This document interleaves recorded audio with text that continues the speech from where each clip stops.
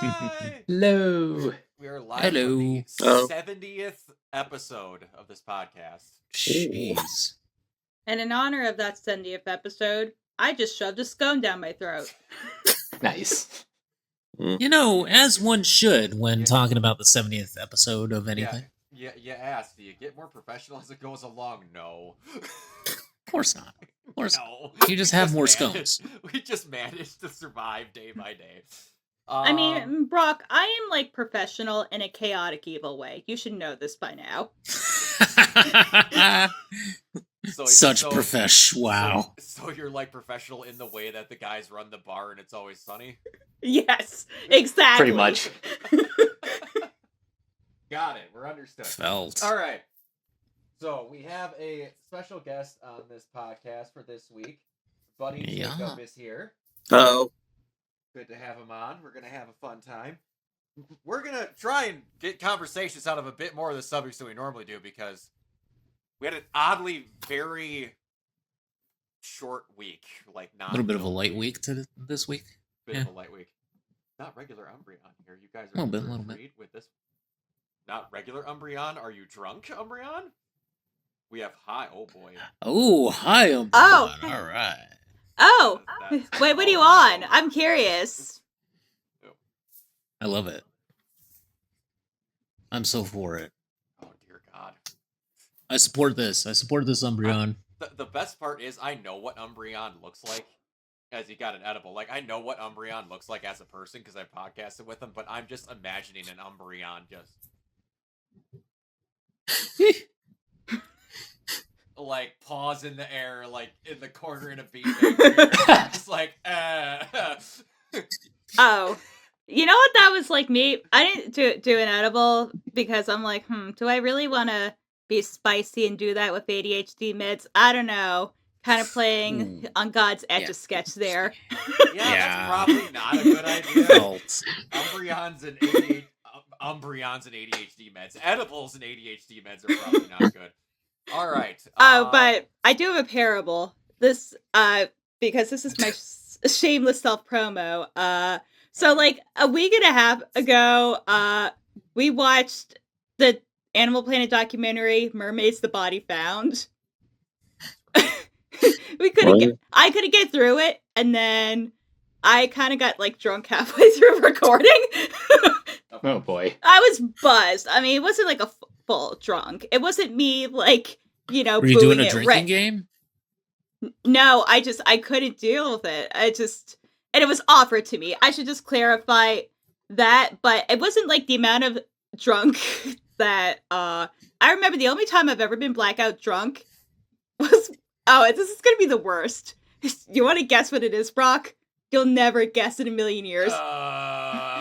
What? Philadelphia Eagles Super Bowl. No. I don't know. Watching Rent live. Oh, that. Yeah, I'd do it. Oh, and by the way, it was bad. Like I did not make it through the night peacefully, and I was super hungover. Never did that again because I made the mistake of mixing wine and eggnog, like alcoholic eggnog. I had a roughly without alcohol similar experience before we get to our weeks. I was the sickest I've ever been in my entire life. To this day, don't know what was wrong with me. I had the worst cold chills of my entire life. This was 2018, I think. And I just, everywhere, my bones felt like napalm. I was just sick. My body was just not wired correctly. And I am just cocooned in a blanket at the Hatfields in the basement. And then one of them gets the bright idea and while I'm like half delirious on cold medication, they're like, you know what? Has anyone tried to watch the Star Wars Christmas special? Oh god. Oh no. So I'm like, okay, I'll fall asleep. This is fine. So not until watching it did I realize that fucking movie has no subtitles. Yeah, no. Yeah. They're talking in Wookiee the entire time with no subtitles, and no one is changing the channel. Everyone is intent watching this. I am cocooned dying. And then all of a sudden, Mama Hatfield goes, dinner's ready. There was fire from UV off the fucking steps to go up to eat. They were like, oh, I guess he's feeling better. Like, no, I cannot be down here any longer. What? You didn't love the majesty of Jefferson's starship? I didn't like the majesty of any of that. Or Harvey Korman doing a cooking show. Or his grandpa watching whatever holographic porn I was supposed to believe was going on. You know, Brock, I still have to get you to watch the Paul Lynde Halloween special. You know you really don't. No. No, you do. You don't want to see Betty White as a ghost? No. And, like, Margaret Hamilton, the Wicked Witch of the Wet, you know, and her sister is Witchy Poo from H&R Puffin stuff because this is the 70s? No, the one I think I want to watch. And there's Kiss! Kiss is there! Gene Simmons and all of Kiss is there! No, the thing I think I want to watch is my TikTok has become nothing but ads for Tubi movies. Dick the Musical. I heard yeah. Dick's the musical. Oh, it's a charmer. Let me tell you. Yeah. But, alright. In other words, an A24 movie.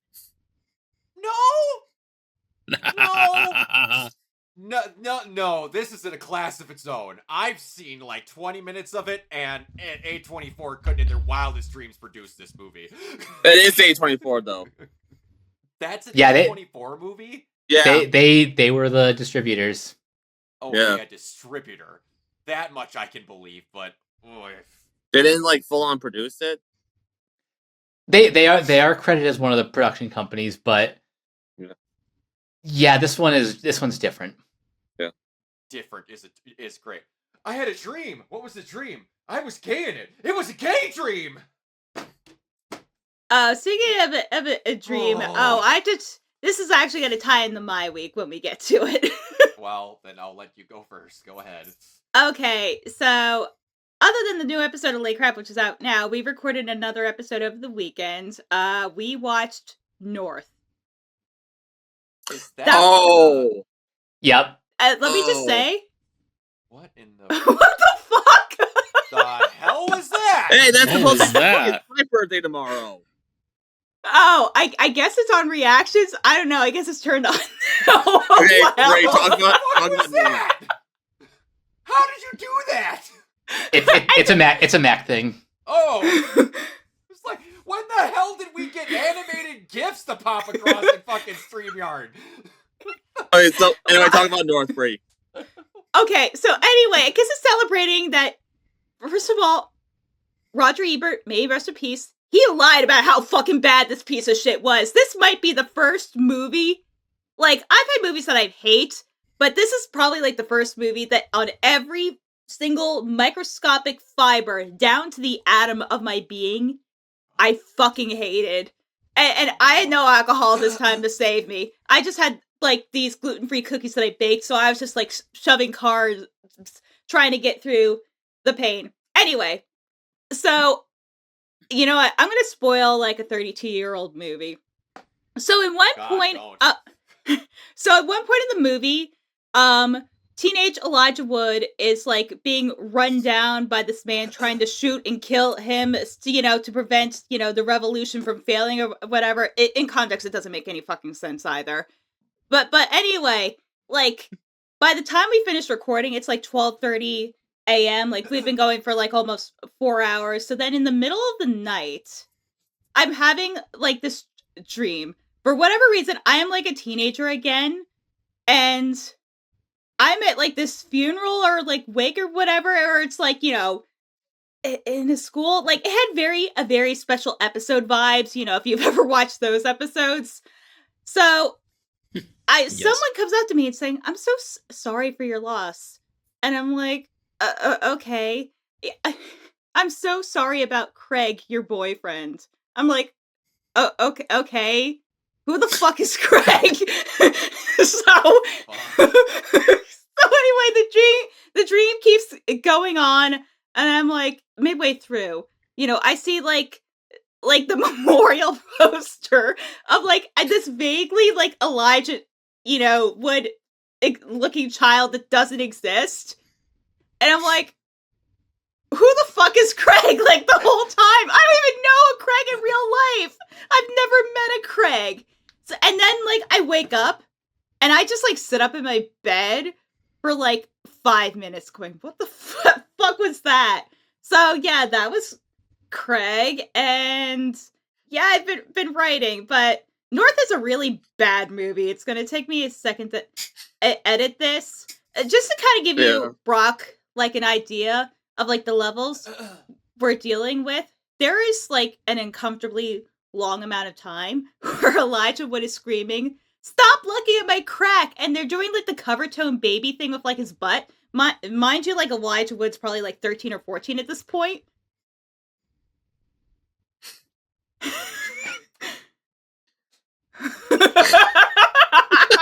Rock.exe is broken.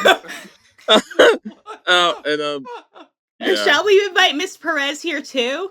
No. I like No. these headphones. We do not need. I don't need to do that again. Okay. By the way, North is directed by Rob Reiner. And yeah, that was like our tribute episode. Yeah. And Rob Reiner, he was such a Chad that he was like at this roast. He read Roger Ebert's 0-star review out loud, and the review. There's a paragraph of that review where Roger Ebert just says, "I hated this movie. Hated this movie. Hated it. Hated every simpering, stupid, vacant, audience insulting moment of it. Hated the sensibility that thought anyone would like it. Hated the implied insult to the audience by its belief that anyone would be entertained by it." And Rob, he ended it by saying, "Well, if you read between the lines, it's not that bad." Yeah.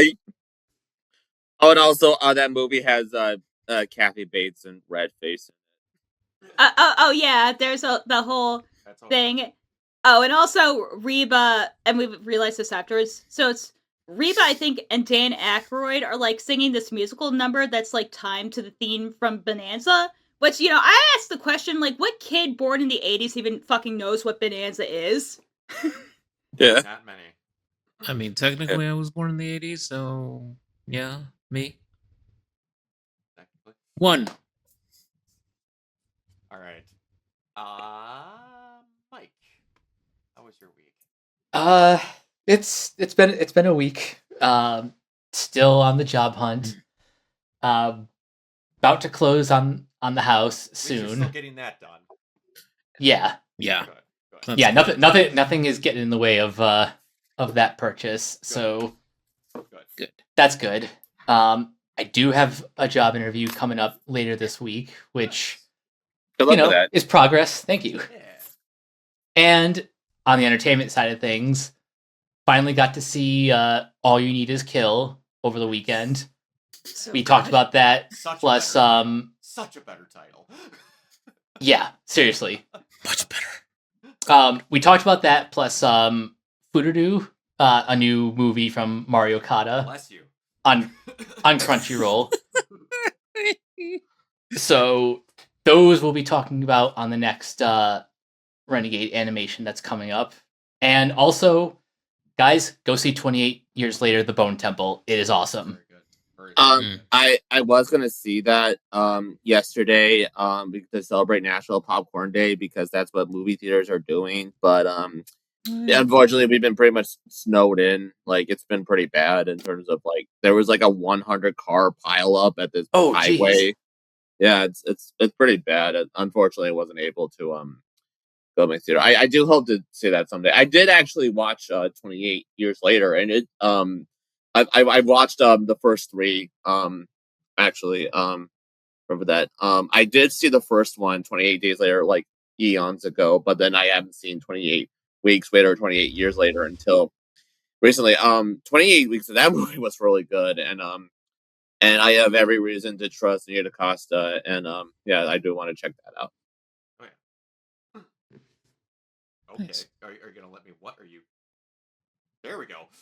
Your thing like went out of the reach of my mouse, and it was like rotating next to it, so I couldn't select it. What? I don't know what the hell happened. What the hell's that? Oh, What am I, cursed? StreamYard, you silly I don't know. goose.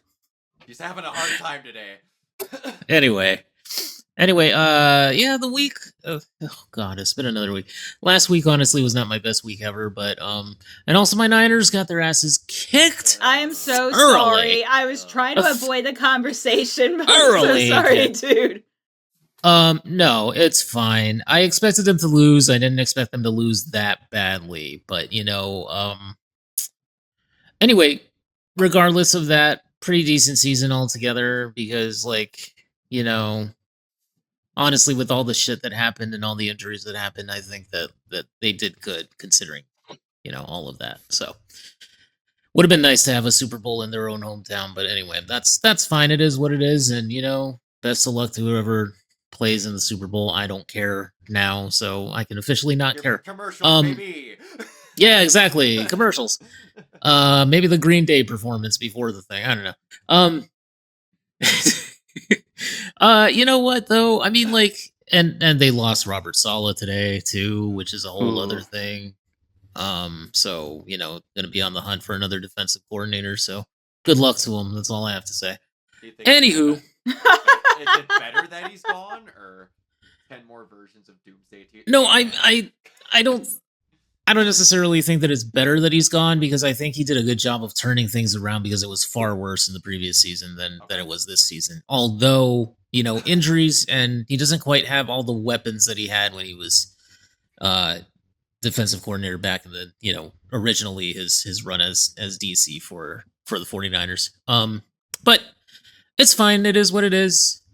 And hopefully they'll find somebody good to replace him. And hopefully he has, he leaves a good foundation for them to continue on, and continue to get better and less injuries. Hopefully next season.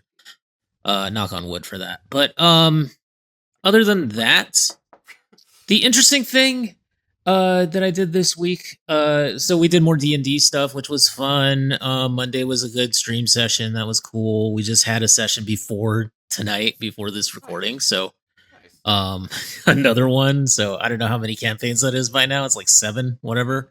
Always have one more. We don't have a problem. We don't have a problem at all. So what I did was I actually, because I don't use my PS5 all that much anymore, I mostly just use my PC now, because that's the thing that I have on, and that's a lot of my games are on there now. So I took the when you have those little NVMe SSD drives, the M.2s. Yeah.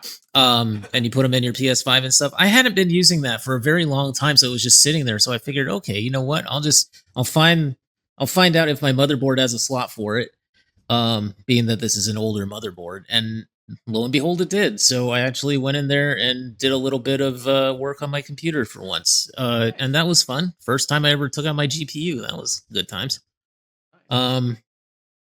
And cleaned around and got the SSD in there. So now I tell you what, games load super quick, and the freaking shader compilations, dude, it's insane. I love this little drive of mine here, this little SSD. It's amazing.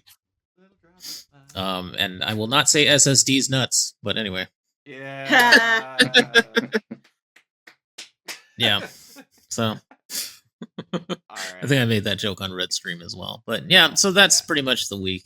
That was good times though. It was fun. Plus it gives me a chance to kind of do a little fixer upper on my computer. That was nice. Do a little cleanup.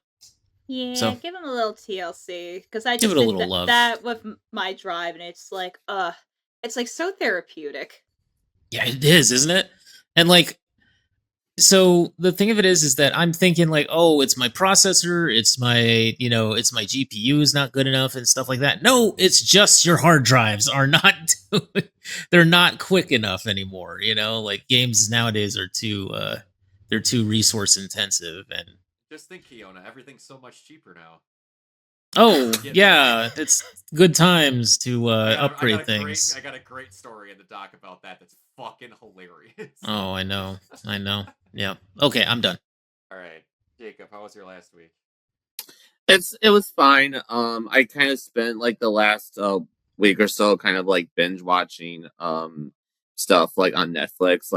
like to check out what all the fuss was on shows like Wednesday and Bridgerton, and I like the first season of The Night Agent just because the season 3 is coming out next month. I just like seeing how like Netflix is in the process of buying Warner Brothers. I would kind of like familiarize more like with the kind of content. I just watched The Rip, the new Ben Affleck and Matt Damon movie. Ooh. That was nice. Check that out. Oh, what else? Yeah, that's kind of it. Yeah, we're just trying to like see like if we could get funding for other like this other study we're doing. Yeah, over at my job at MSU. So Nice. yeah. Hopefully it works out. Yeah, me too. I really do. Haven't been up to a whole lot recently. Yeah. Busy weeks aren't busy all the time. All right. Hey guys. Swear to God, this is the last time because the last. Oh, it's my birthday tomorrow. In case I didn't. Oh, we were gonna get to that when we had the actual topics and stuff, but happy birthday. Happy early Happy birthday. Happy birthday. All right, so swear to God, this is the last time I'm going to talk about it because the last episode came out in dub, so I was finally able to watch it. I'm going to say a lot of things, and I'm not going to use hyperbole at all. I swear to God, because a lot of it's going to sound like I am. Gachi Kuda just finished this last Sunday, and this is the anime that got me to watch anime on a regular basis. Like, I haven't for a decade because I just wanted to wait for stuff to finish because I can't watch shit week to week because it drives me insane. And then I saw the clips from episode 4 of this anime multiple times. When I mean tens of times on my TikTok, and I couldn't, it was like a message from God that, like, no, this is the one. You go watch this one. I swear we've never put anime in your TikTok feed before. Go watch this one. And the handlings of subject matters, the ability to juggle 30 different characters in a single season and all of them get proper screen time and all get episode-defining moments is beyond me how they handled it. Finding out more of why I love the music in this so much, it's the same guy that's made music for Soul Eater, JoJo's Bizarre Adventure, and Gurren Lagann.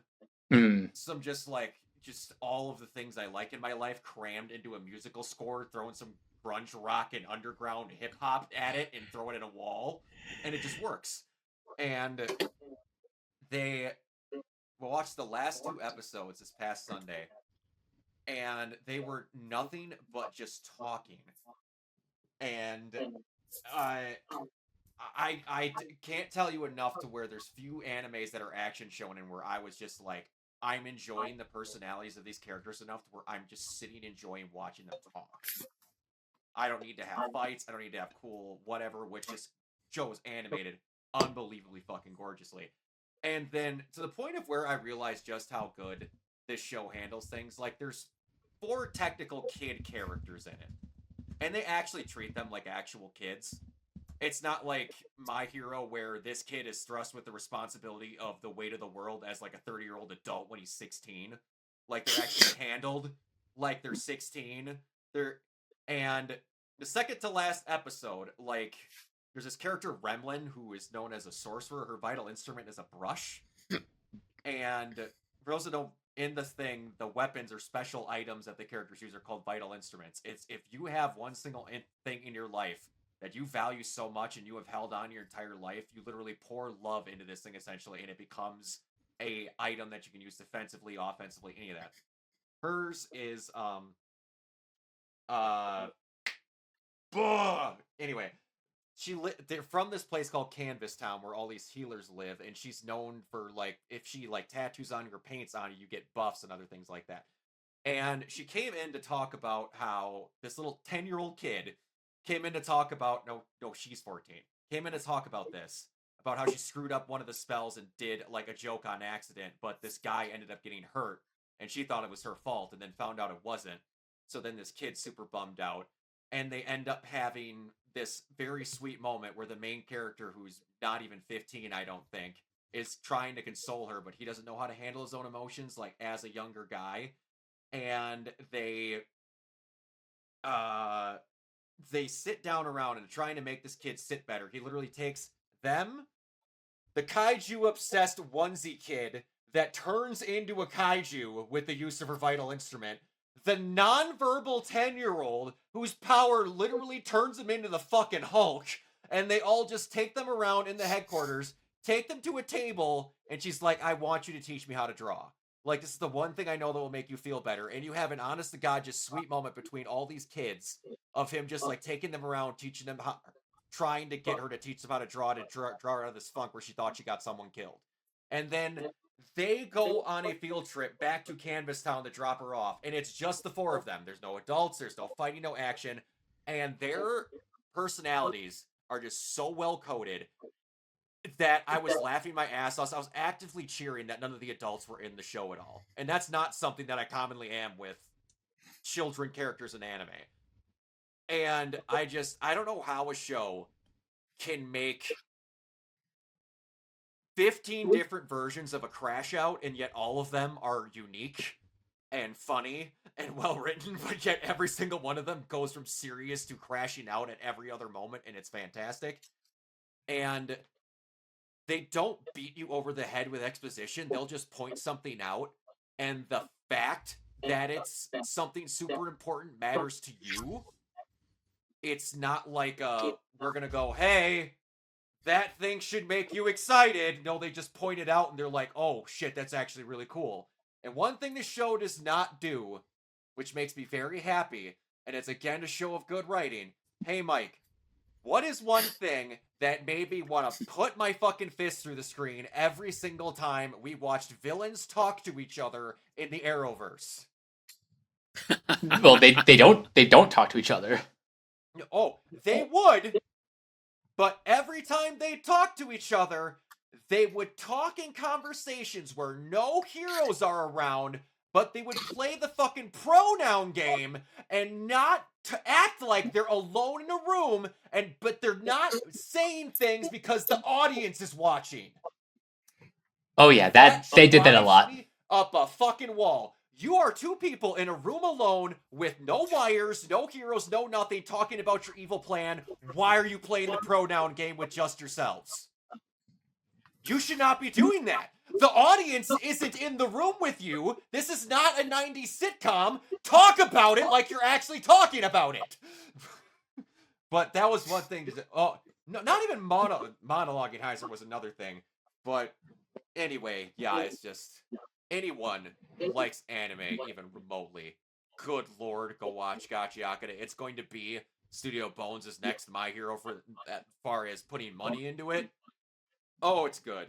And the author K might be my hero. I've never wanted to meet a mangaka before, but now after like hearing more and more about her, I just can't, because she just puts up with no shit and is willing to call people out on Twitter, and it's really fun to watch.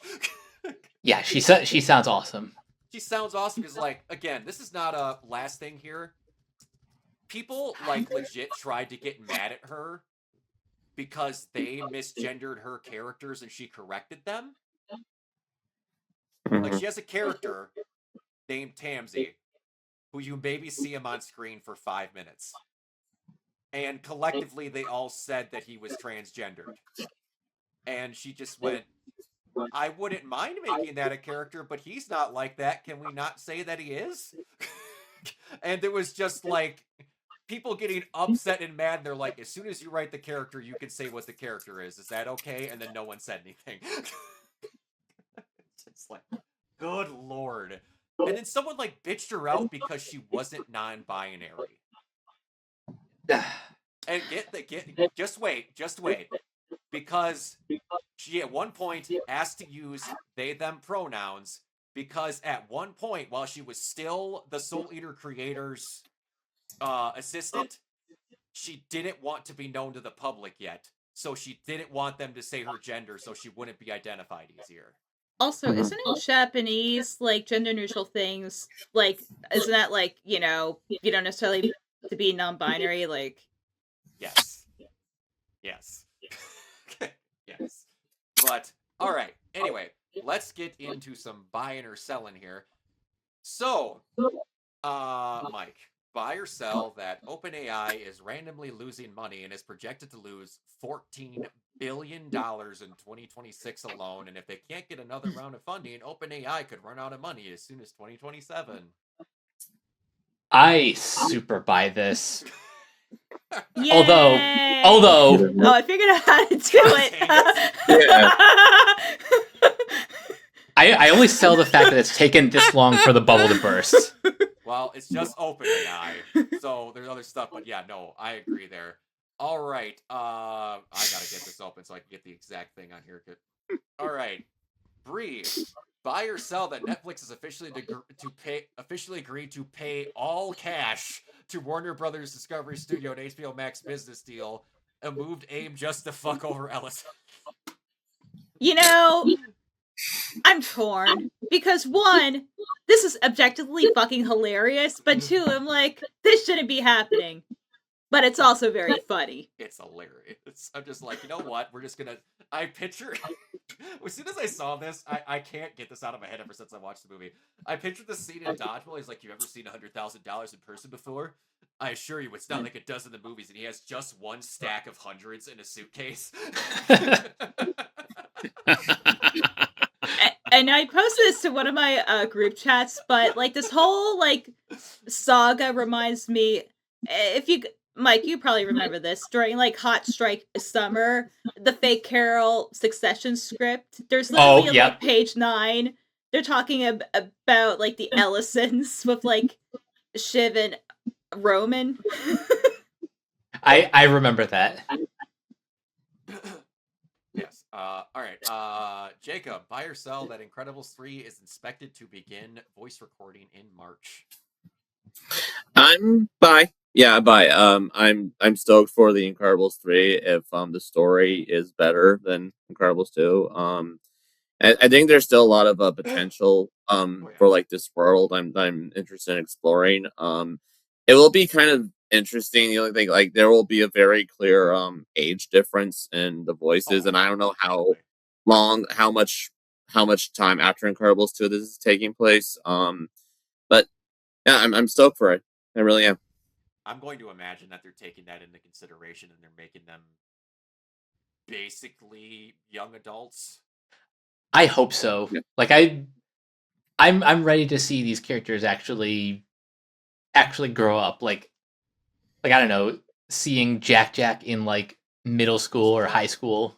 Yeah. One thing I've always thought like an interesting story direction for Incredibles is like if Jack, I mean, in the first one, obviously he was a baby and he had all these different like powers that I'm like, I think it would be kind of interesting if Jack he grew up and he just didn't want to be a super, and like the whole rest of the family just kind of sees that as like something wrong with him, and they try to like win him over to the idea, but then they just have to learn to just accept it. Like I always thought that would be kind of an interesting direction.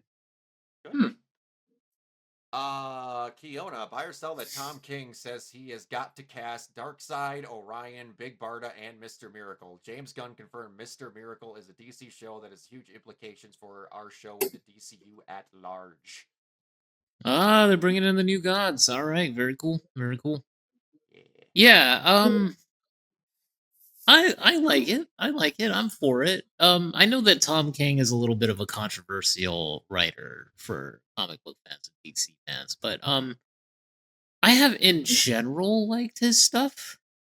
There are a couple things that I didn't really care for, but for the most part, I think his stuff is pretty solid. So, the fact that he's in there helping out with the casting and stuff, I think is a good thing, just to have somebody who is connected to the comics and who, you know, for better or for worse, has worked on these characters and has at least some knowledge of the characters, and I think a wealth of knowledge about them. So yeah, I have a casting choice for Darkseid.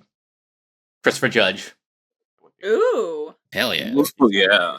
He's got the voice for it. Oh yeah.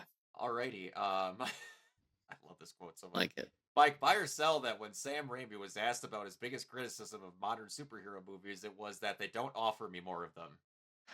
Super buy. So, this is probably the most base thing that Sam Raimi has said in a while. Agree. He's got to get offered something at DC at some point. Like, The question. I'm Oh, really yeah. shocked that he hasn't, to be honest. well, that we know of. He could be being a cheeky bastard. It could be. It could be, but alrighty. Bree, buy or sell our very first look at one Laura Croft. Bye and fuck you, other guys. I did see someone who was like, "Hey guys, I fixed it. They didn't change her at all, but they put the PS2 pointed boobs on the top of her." Yay! Pyramid Oh, boobies. God. They You know, didn't get make that. him giant either. They made him like exactly as like the size she is. Just put him on there like. I mean, "There, is she? fixed it." Yeah. I mean, is she I was really Lara Croft if her boobs don't look like the Bass Pro Shop pyramid? No. Yeah. I was just waiting Well- for someone here to make that joke. Oh, absolutely. Another person made a joke and just put a Cybertruck there as well. Oh no. I was like, that's fantastic. No, no. Yeah, like oh, this God. this is perfect. Like literally this is what she looked like on the PS1. They even got the red glasses.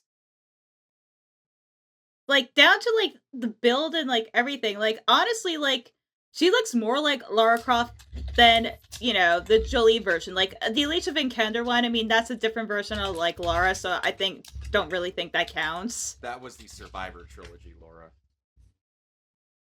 I But, really wish Alicia Vikander had more chances. Yeah, I that- wish they Same. would've gave that freaking movie more chances, period. No, Yeah. I think WB just straight up quit on that, which isn't really. I A think shock. so, yeah. Goggins was the Vikander villain in was that. really He was good. really good.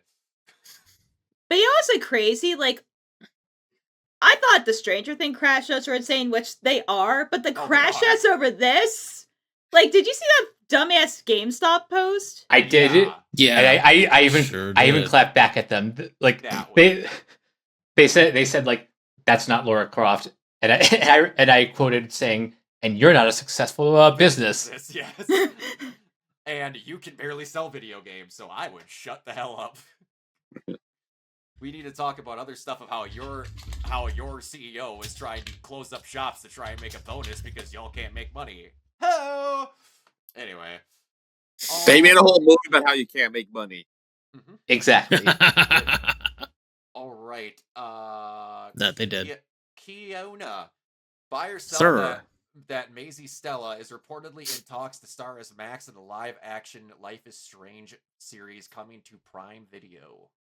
Interesting. Okay, what is her name again? Maisie Stella. She's got the Maisie look. Stella. I will Okay, let me give her see. that. Let me look her up real She's quick. definitely got the look. Yeah. Yeah. Definitely could see that. Sure. Yeah. Yeah.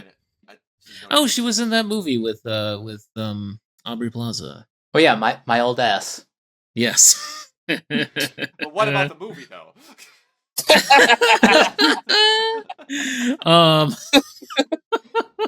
No, but seriously, she is really good in that. Yeah, she was really good in that. Yeah. So yeah, I mean, I can see that happening for sure. Yeah. Yeah. Which, if they do that show right, that could be really good. It could also be really messed up if they do their show correctly for anyone who's played that Oh game. God. Yeah, for real. Alrighty then. I'll give this one to Jacob. We're gonna try that again. Marvel TV head Brad Winderbaum confirms that Marvel is actively working on the next Marvel zombie story. Brandon Winderbaum. I buy. I like zombies. Yes. I like that's all. That's really all I can say. Is Yeah. it's nice. Yeah, cool. Yeah. All right. I'm going to take this one personally because there's some things that I need to bring up about this where there's some people having some unbelievably fucking fake outrage. So, Kratos has been cast, and it's Ryan Yes. Hurst. Love it. Very good actor, unbelievably good actor. So good. in Love that fact, casting. That he was in the God of War games already as Thor. Yes. And to everybody's stupid beliefs that believe that every single article that dumbass sites that don't actually show sources post, no, Christopher Judge is not upset with him. No, Christopher Judge did not say it was racist. Christopher Judge, in fact, congratulated him and was the first one. So actually Yes. believe that there needs to be a source before you believe anything on the internet, you fucking morons. Anyway, On to the fake outrage. No, really? On to the fake outrage. I know a good chunk of people that have not played the PS3 God of War games. Or the PS2 God of War games. Only have played the 2018 and forward God of War games. Which is basically all you're going to need to know. Because it made it very apparent that's the God of War games they're doing. Hey, Kiona. Yes. Question. Yes. Where in these would they have made you known that Kratos was black? The Kratos is what? I'm sorry, it kind of cut out there. Where, if you played just those two games, would you have known that Kratos is black? Oh. I'm struggling to think of a moment. You're struggling because there isn't one.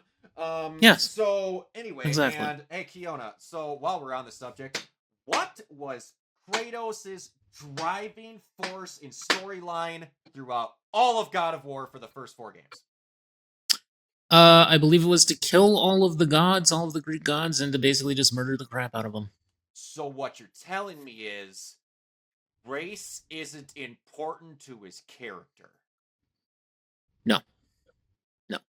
Fucking crazy. It's almost like the fact that we're trying to say that Ryan Hurst can't play a character that 90% of the people that have played his current games don't know isn't white. It's not a thing that matters in the games at all, because No, his race not is even in the Spartan. new games. His Yes, race is exactly. Spartan. It's a fantasy world. He's essentially a fantasy creature, isn't he? I mean, like, wouldn't we is. consider that? Yes. Absolutely. So, like, and and hey, Kiona, what's the color of the skin of his son that's going to be in the show? I this is me being facetious. I want to say clear. No, I'm kidding. Translucent. Yeah, it's white. It's yes. white. Yeah. Yeah. Well, And I'm sorry to tell anyone here, my favorite anime that I just talked with all of you about has 3 Japanese characters in it, and they're voiced by black people. And I wasn't upset. It's almost like when the race doesn't matter to the character, that anyone can play it. Yeah. You and everybody saying Ryan Gosling should play Black Panther because they don't know what this argument actually is. oh God, right. Oh, I know. my God. Not that again. Bring up the one character where their race actually fucking matters. Yeah. Yeah, Mhm. it's when it's like for Black Panther, it's essential to his character. It is intrinsic to his character. It is what his character is. It's part of what Black Panther is in terms of. I want to say his character, but I'm trying not to be redundant. But I mean, it is kind of a redundant argument because that's how it is. Yeah. But yeah, I mean, the fact that he was played by Christopher Judge, who happens to be a black man, And CJ and a phenomenal actor. Yeah. In the 2018 and Ragnarok. To me, he had the perfect voice for the character, especially in the video game. Perfect, utterly perfect. Absolutely. No issues at all with the performance, or with Atreus's performance, by the way. No. The actor who played him, or with anybody in those games, to be honest. Like, I'm one of those people that I didn't have a PS2. I'm one of the few people on Earth who didn't have a PS2, so I never played those particular God of War games until years later. Yeah. But the 2018 and Ragnarok games definitely captured my attention, and part of that is due to the vocal performances, and part of that is also due to the score and just the fact that the story. My God, I never would have thought that they would take Kratos and make this story like about grief and about fatherhood and about like love. Right. Who would have seen that? David Jaffe, it's terrible. Oh, well, That's I'm not sorry, my David Kratos. Jaffe, but for real. He's not sticking harmless, unarmed women into gears to get through gates anymore. He can grow up. That's dumb. Yeah. All right. But I mean, in terms of like playing him in the show, Ryan Hurst, I think, is a great choice. It's gonna be weird Great seeing them both. choice. Yeah, I'm Pretty excited to weird. see him play that. My God, I remember when he was on Remember the Titans. Do you guys remember the Titans? Oh my Oh, yeah. Oh god. yeah, I that like that. Yeah. Yeah. Yeah, when he was Gary Bertier in that, and Yeah. I was very impressed with his performance in that movie when he was much younger. Oh, yeah. And I remember Very good. seeing him Movie. as like the Whisperer guy, as like Beta, I think it was in The Walking Dead, and just like being just flipping out because I was like, my God, I can't believe that's the same guy. But Yeah. yeah, I mean, he's a fantastic actor. He's gonna do great. And Christopher Judge, giving him the kudos and being like, "Oh yeah, brother, you're gonna nail it." I think that's fantastic too. And I hope that they do have a little cameo for Christopher Judge. I think would be cool, or I a think role even I would be think it cool. would be fucking hilarious if they cast Christopher Judge as Thor. That would be. I could see that honestly. Or they cast Oh my Christopher God. Or they cast Christopher Judge as like Yeah. Hades in his or Ares in his head, so he could be screaming Yes. at an old Kratos voice actor about Ares. Yeah. Oh, that would be hilarious. That'd be great. Hilarious. Oh my gosh. All right, So good. Bree, buy or sell that Markiplier's self-distributed Iron Lung movie is selling out screens a week in advance, You know what? Good for him. and multiple thousands of screens across Yeah. the country now, and now starting to go overseas. I can attest to this. I bought a ticket for the movie like either 2 or 3 weeks ago, and I was struggling to find a seat. Damn. No, but good. Yeah. Good for him. It actually and, like, has a shot at branching opening at out. number one. Beating. He deserves Dang. it. He deserves it. We Yeah, really- I'm kind of that was a lot obsessed That's with awesome. like yeah. He's been through some shit He's a like good- he's these a very past good dude. like this past Oh. decade. Oh, Yeah. like his entire life. He's had like two different heart attacks. he almost died because he found out he was allergic to alcohol. He's been through some shit. All right. I think you just put in, so I'll ask you, Jacob. Jacob, Phantom Entertainment is now releasing the new Lakia movie Wildwood. Buy or sell? I didn't know that Phantom Entertainment was Yeah, doing actual releases. Yeah, I absolutely buy Uh-huh. this. I think Leica's kind of acknowledged the sad fact that there isn't that much of a market for stop motion movies. Like the past ones, few ones that have been released in theaters have been pretty noted bombs. Like Leica's last movie, Missing Link, and just recently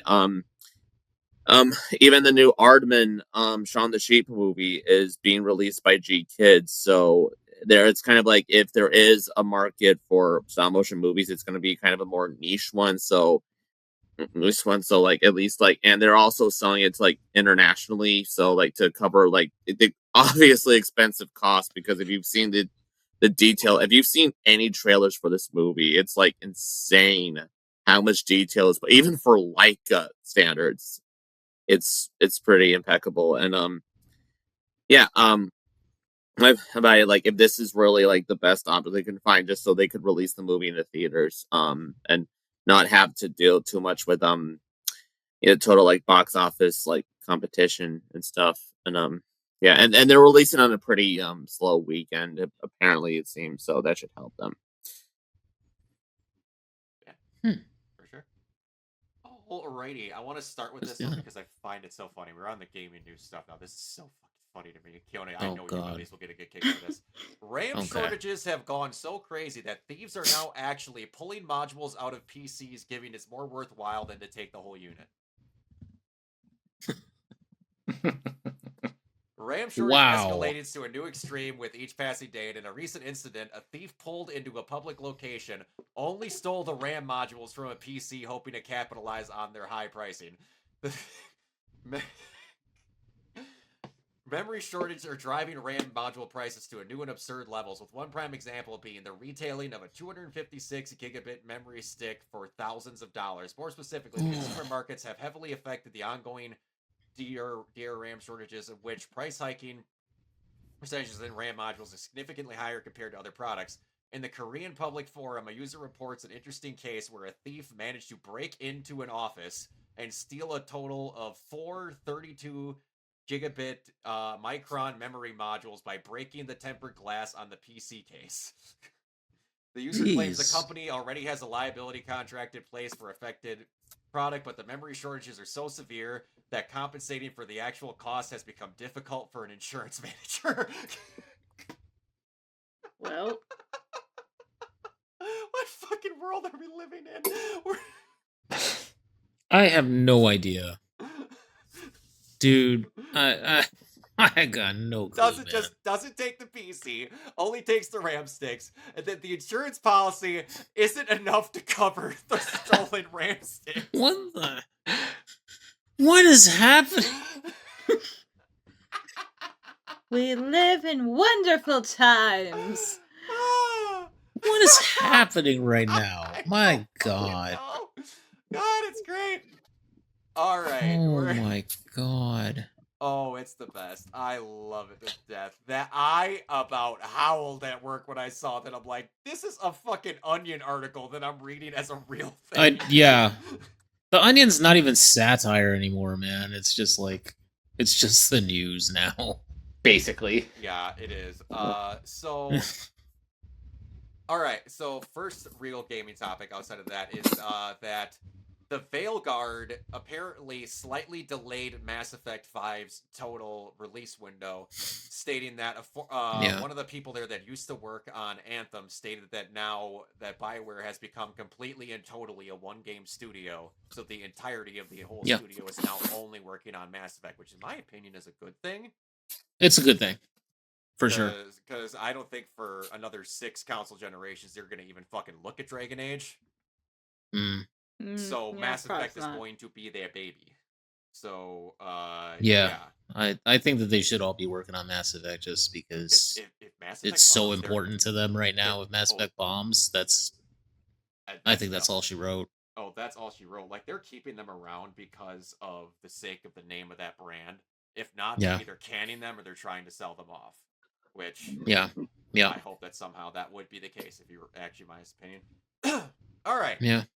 So I don't know who else is all excited about this, but I know that at least me and Kiona are. So, I am. Alrighty, nice. We got another one here. So yay. We got.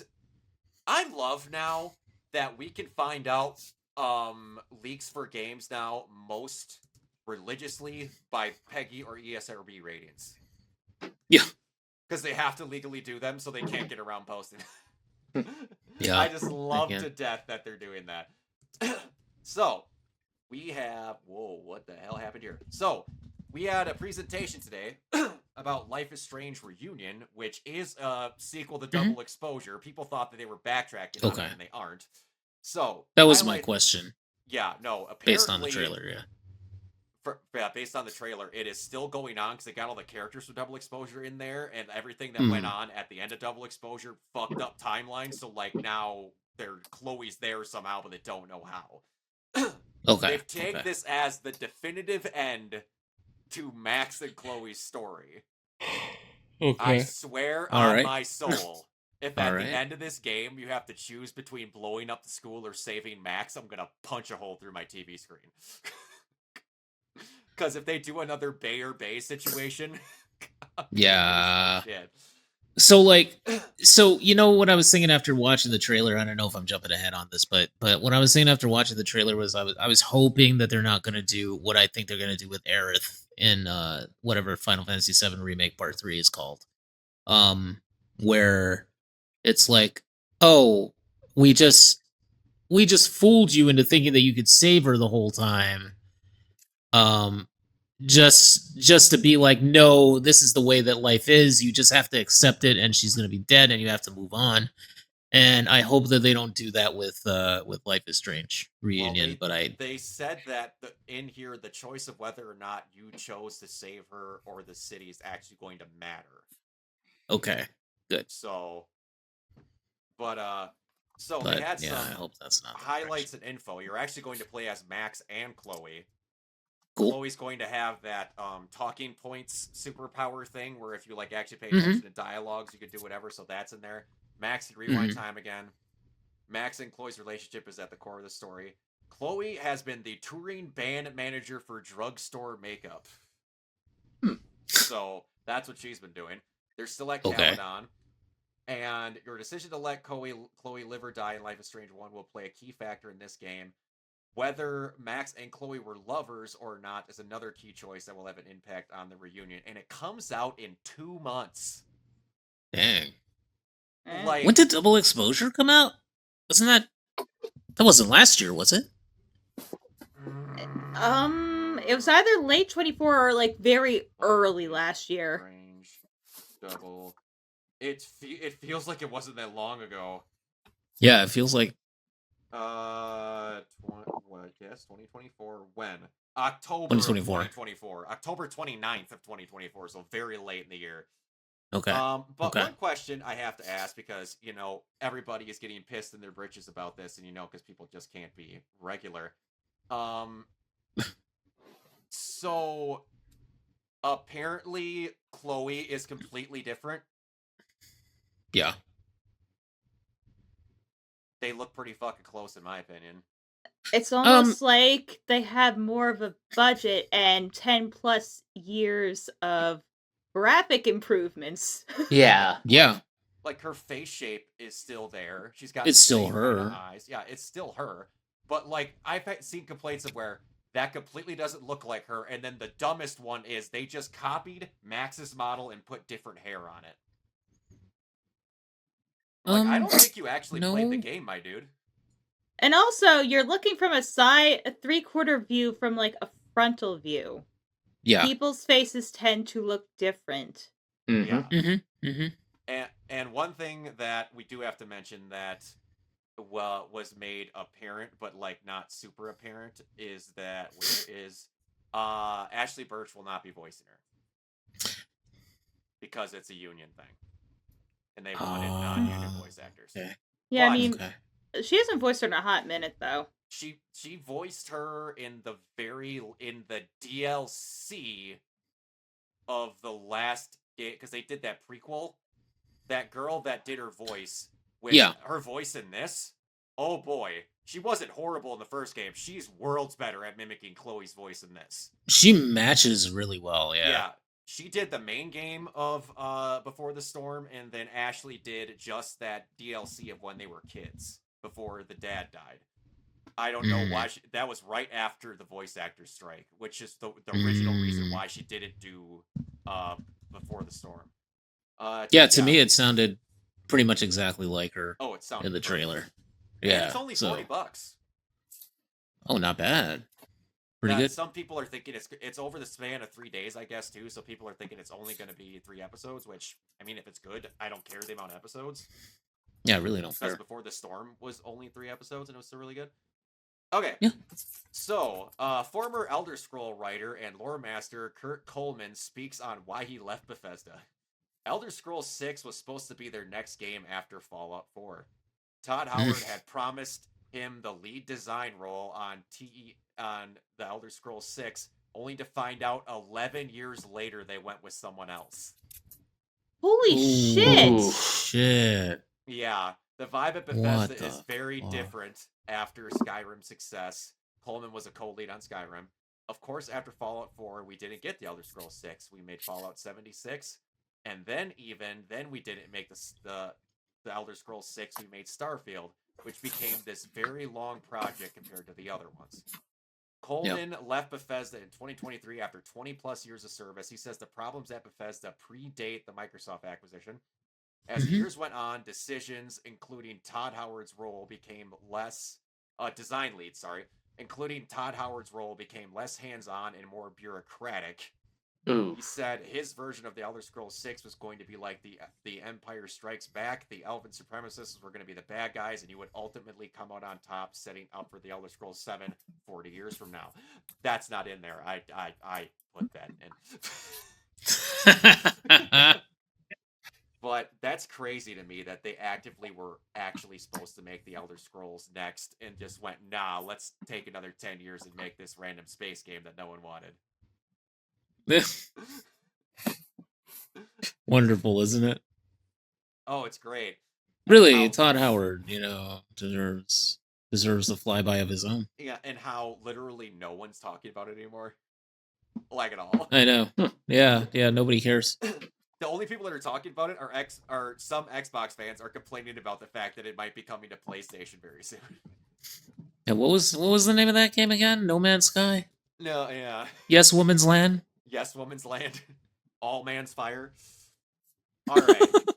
So, Sony has patented a next-gen chat system enabling real-time lip syncing controls in video games. PlayStation and Xbox have been great at innovations over the last decade, but the voice chat feature has remained practically unchanged. A new Sony patent filed across next-gen audio system enables real-time game controls via silent lip movements.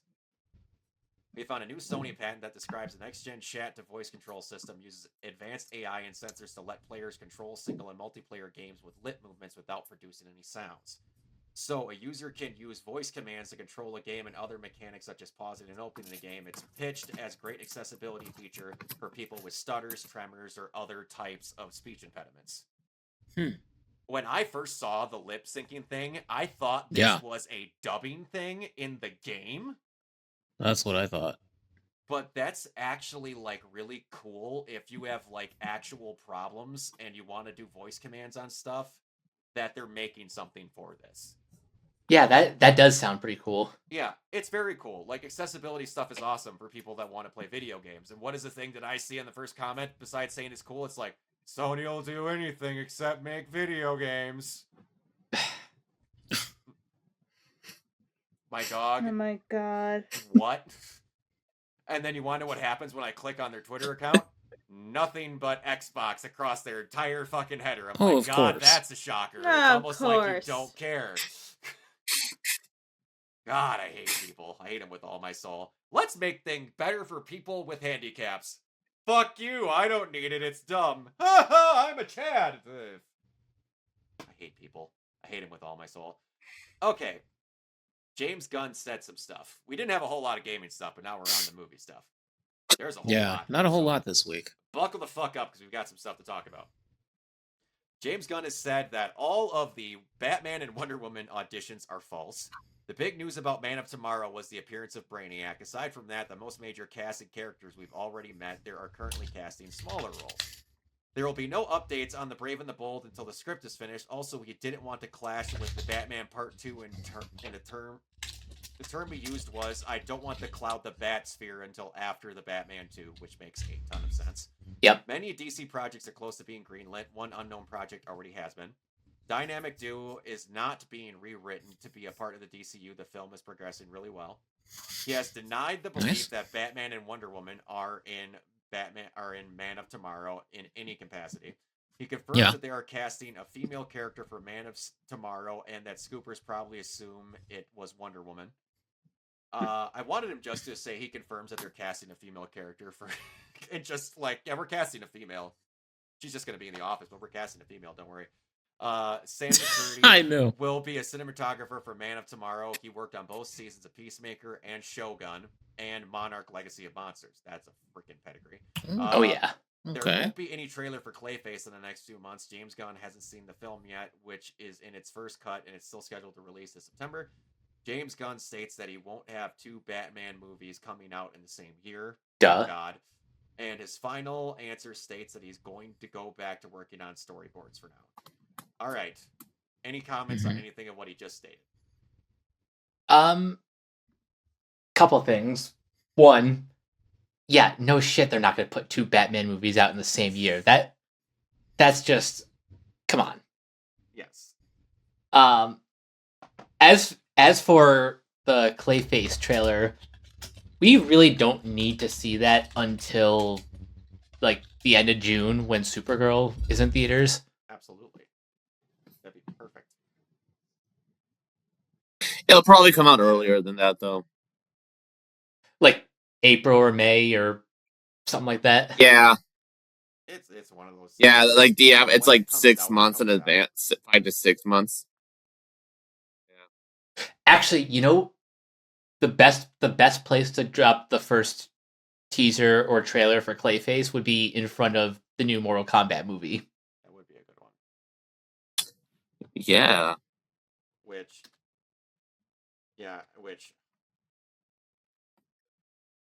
Alrighty. Whoa. What the? Holy. Hold on. Alright. Netflix boss. So Netflix boss Ted Sarandos now claims that he will keep a 45-day theoretical window for Warner Brothers movies. I'm giving you a hard number. We're competitive people. We want to win. I want to win opening weekend. I want to win box office. Hey, if you want to win box office, 45 days might not be a good call. Yeah. Still not the Systemic worst, which issue, is though. sad. It's not the worst. It's better than, Yeah. hey, you guys, we heard a rumor Yeah. that they're going to do 15 days because that makes sense. Yeah, Universal, their thing right now Like- is that like if a movie opens to 50 million, like less than 50 million, it's 17 days, and after that it's 30 days. which is not Just terrible, to think, like but when we look back at, yeah, I mean, I think when we look back at, it's crazy. Like Trolls World Tour, like is the one that started this whole thing because Universal just could not wait to release when theaters reopened due to COVID. That was the movie that started this whole thing. This Trolls World Tour. oh yeah, they 'cause put of that course. they put that out on VOD and everyone got mad. God, Yeah. yeah, And I remember that. I'm pretty sure what and AMC I said at the think time was, "We will remember this."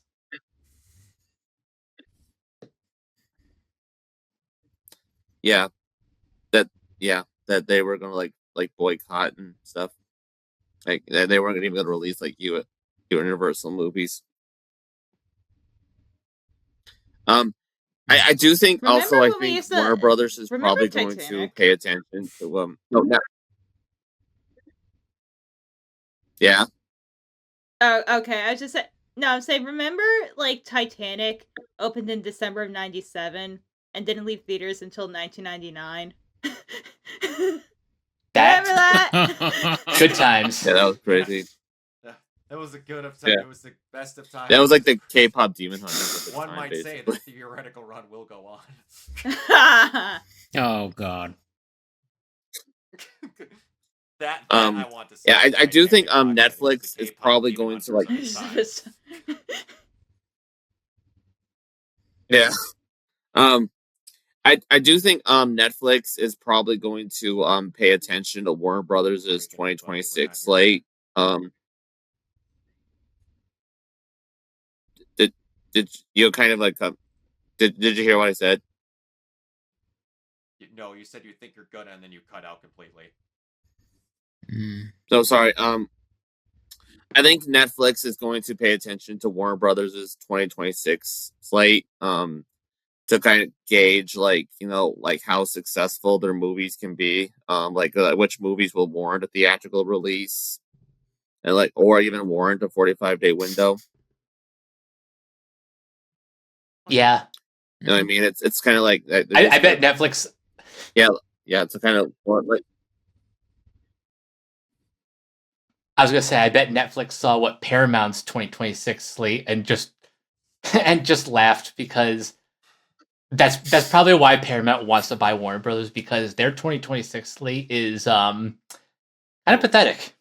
Yeah, we're gonna I put mean 30 that movies in SpongeBob movie's theaters. already on VOD. Of course it is. Yeah. Which, hey, we're gonna put all these movies out in theaters. Take those 2 movies and put them out on VOD and put them on streaming. They haven't even come out yet. You know, the part about lying is you don't do it until you get what you want. Like, right? Like, what are like, what are we doing? Pepperidge Farm remembers. Yeah. It does. Let's- that it's Family Guy interesting, clip is gonna be remembered at the end of time. Yes. Yes. Go, Jacob. like I've seen like Warner Brothers' upcoming movies, and but like I don't know if like they'll see this as like Netflix will see this justification to release some of their movies direct to streaming like after they bought them, because from what I've heard, that Tom Cruise, Alejandro Iñárritu movie Digger, that's being described as like the Doctor Strangelove of this generation, and Doctor Strangelove isn't really. And also, just recently, One Battle After Another. Even though a lot of people say it, it was still a bomb. So, Yeah, it'd be interesting.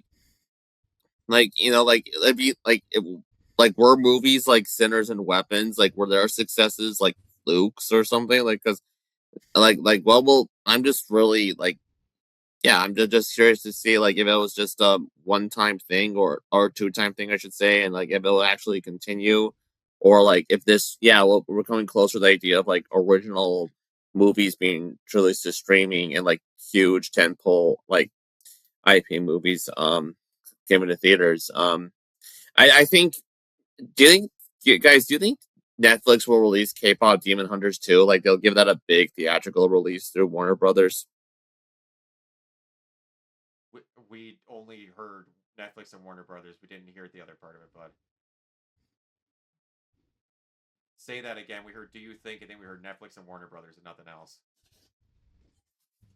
Sorry, I don't know what's going on. So do you Okay. think that Net? I'm sorry. We didn't say nothing. You're good. You can just go on, guys. Just go on. You're good. It's okay, bud. If you want, It's to, okay. Type it in the chat thing, Jacob. Yeah. You're breaking up. Type it in there, and we can get the what you're asking out of that. Oh So yeah, it won't that's a break- good so idea, it just in won't break case. up possibly that way.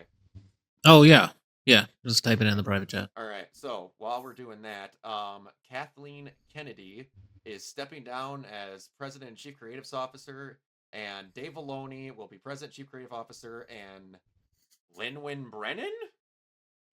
Yeah. I think I'm saying that right. Will Yep. be Lin-Win co-president. Brennan. Yeah. She's been president.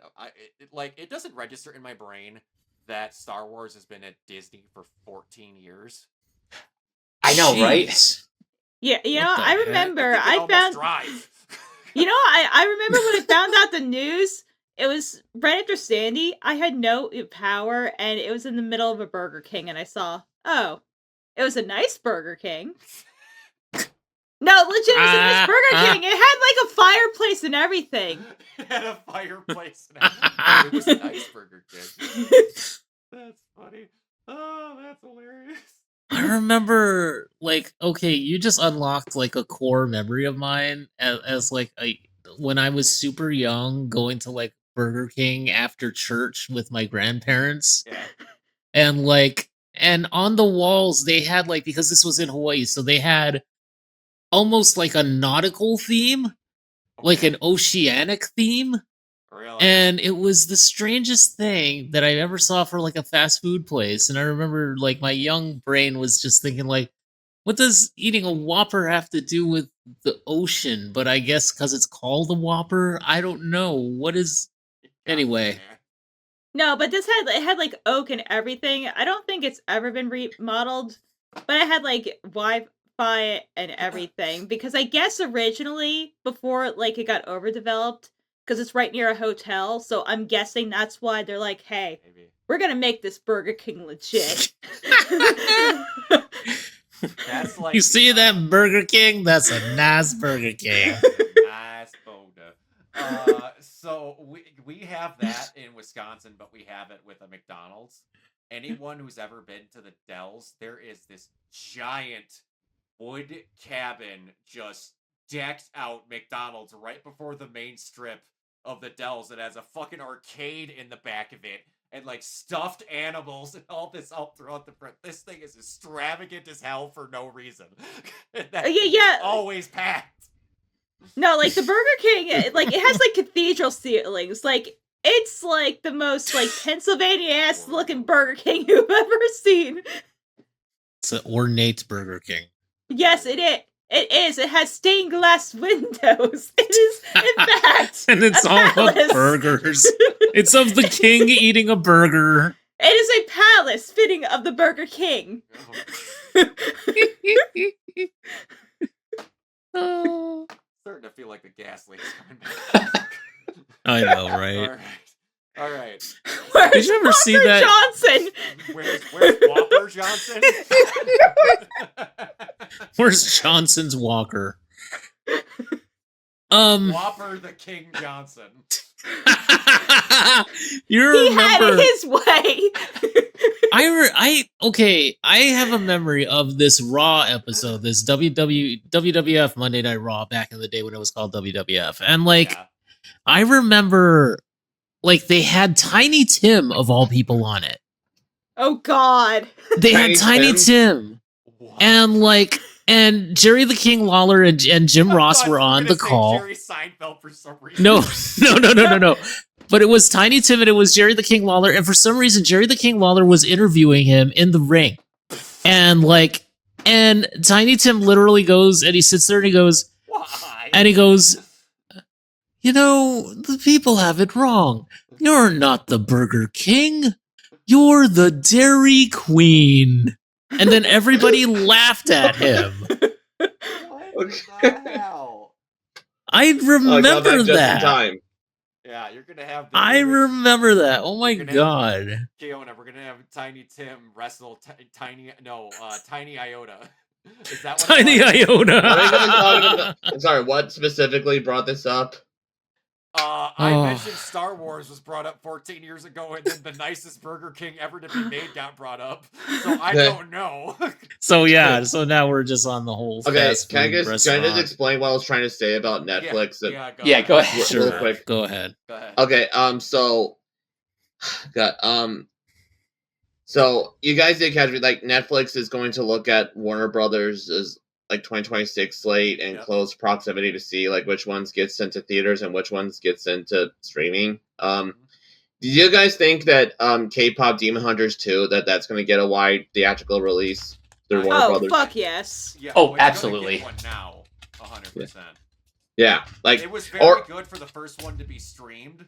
It did better because it was streamed, quite honestly. And Yeah. now it's going to be big and in theaters. right. Yeah. Right. Oh yeah. And I can actually see K-pop Demon Hunters 2, no shit.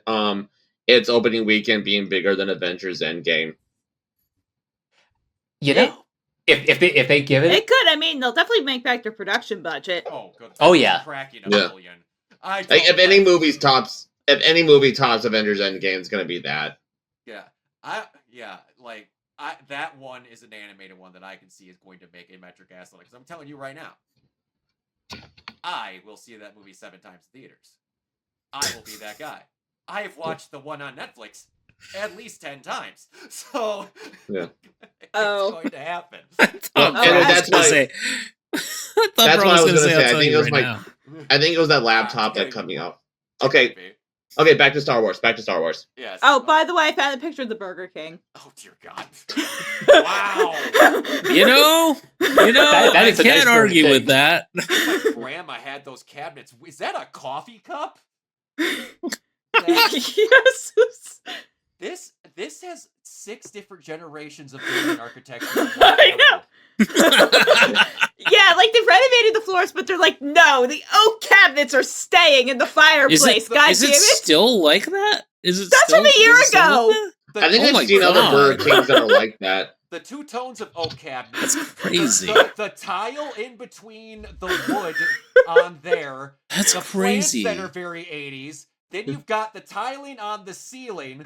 Then you've got the like. There's the slightly- fireplace, like right back there. Hold on. Yeah, there it is over there. And there's yep. a sunroom, by the way. This feels like the mid 2000s, the 70s, and the 90s had an orgasm together. Like what? The I know meant to who say owns orgy, that but an orgasm franchise. I don't know, but Who here, like, franchises that Burger King? but anyway, like here's like the thing. Kudos. So we have LED TVs. You have the sunroom. You have the indoor You outdoor have the playground. sunroom in this one still?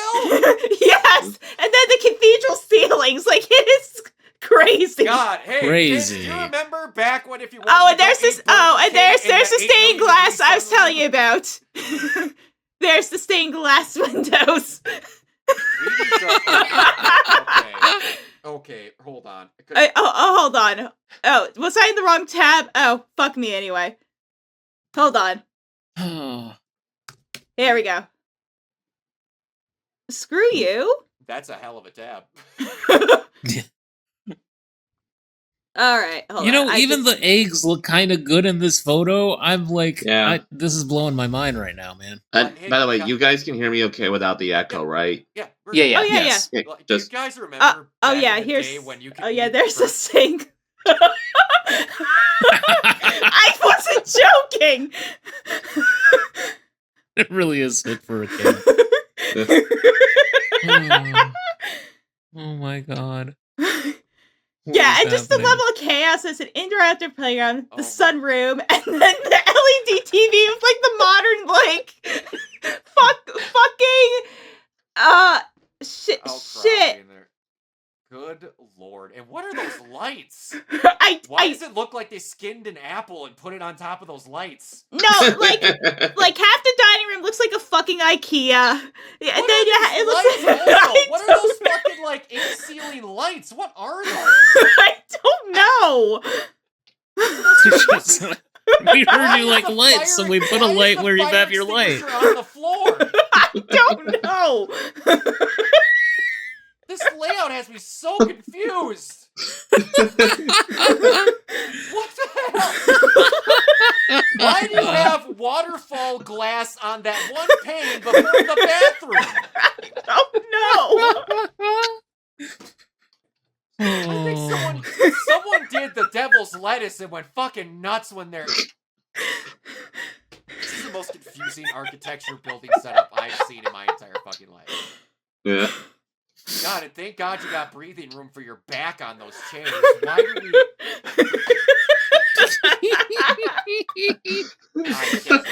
we need to talk about Star Wars or Okay. Good. Okay. I was gone for like 2 minutes and then this shit happened.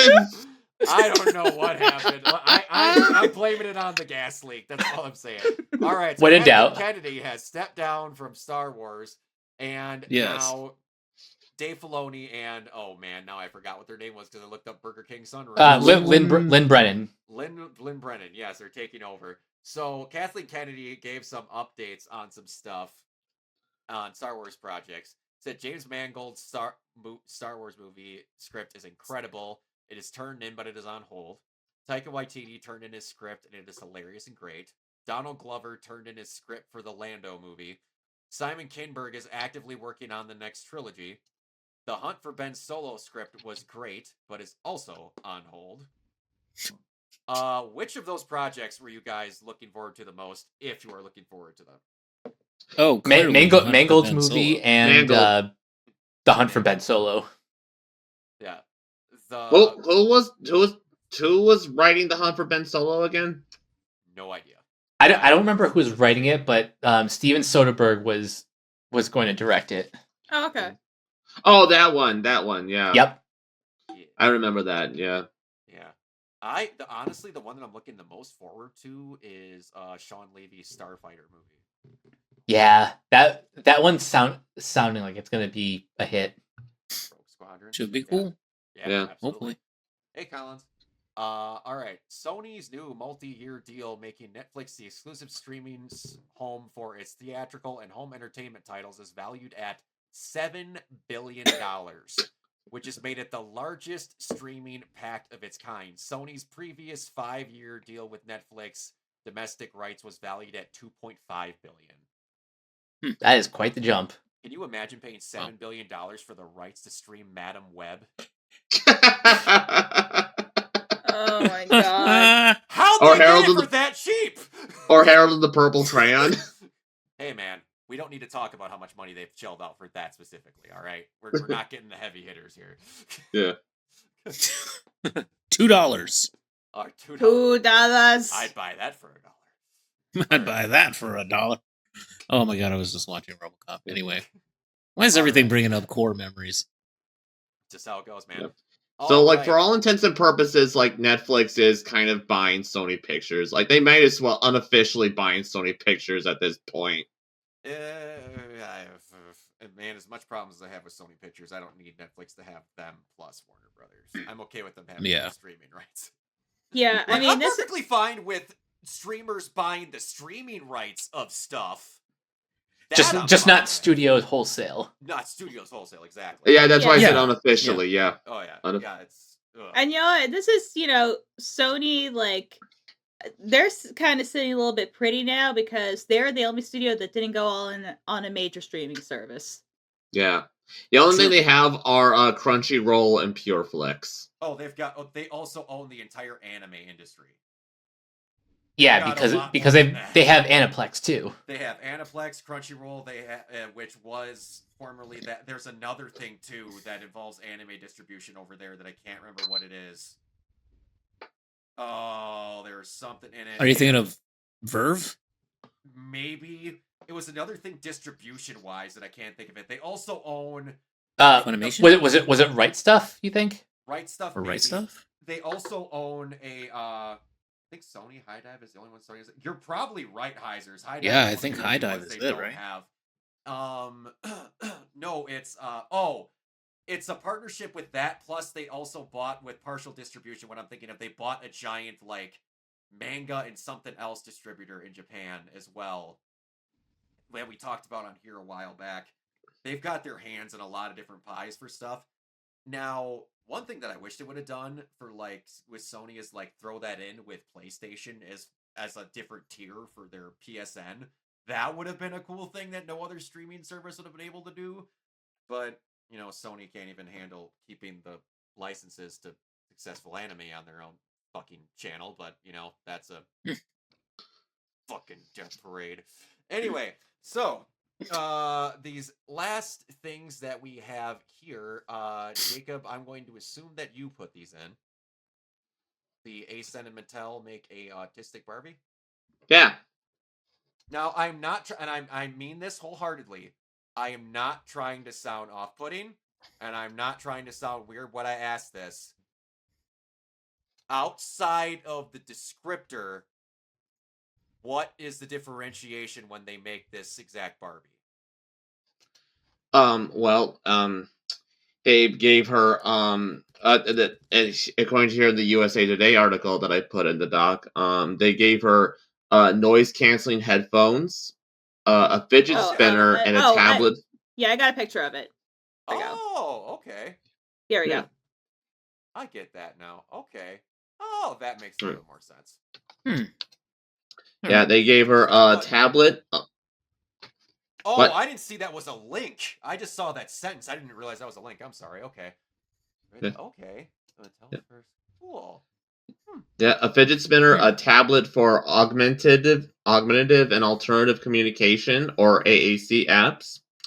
It has flexible joints for stimming. Yeah.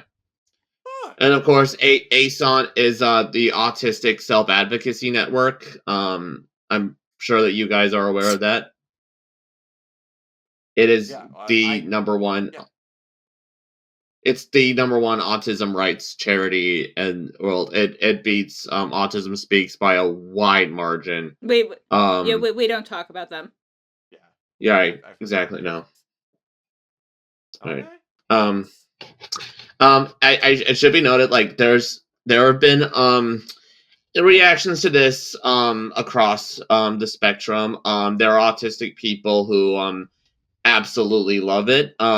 People on TikTok, they're saying how cool it is. That they're like some exposure to that. Like although there are some who say that you can't see autism.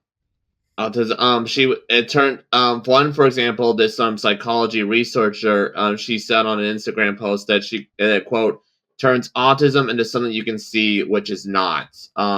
Headphones, AAC devices, specific clothes, specific language, yes, they create representation, but representation does two things at once. It can affirm some people and define the boundaries for others. This is where we need to be careful. Yeah, I can see that. Where you're like a pursuit versus a thing you actually have. I see what they're trying to say. I get that. Yeah, this is just a showcase. People in the autistic community are allowed to like disagree on they were allowed to like talk about this sort of thing. Discuss this so we can maybe even better, more diverse. Also, this one author, she calls it autistic aesthetic labeling. She said, this is so-called autism with the sharp edges removed. Autism that doesn't disrupt anything for anyone. Autism that doesn't challenge institutions or social norms. Autism that doesn't make anyone uncomfortable. this other clinical psychologist, Emil Bagnell, she said, autism doesn't have a look. Neurodivergence isn't a visual category. While I'm glad for the girls who feel seen, I can't help but think of those girls who think that they are not represented by this Barbie. And but now it should be noted that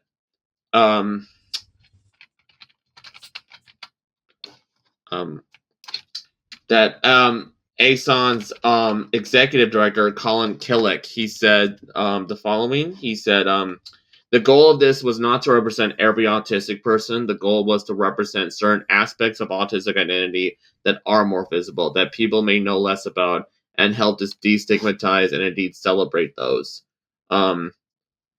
They also said about the AAC tablet, for example, the goal of this really, again, is to look at that difference and to celebrate it and to say, this is fun, this is interesting, this is something that makes this person distinctly who they are. And that's something to celebrate, not to be ashamed of, not to hide. It's a celebration of autistic visibility.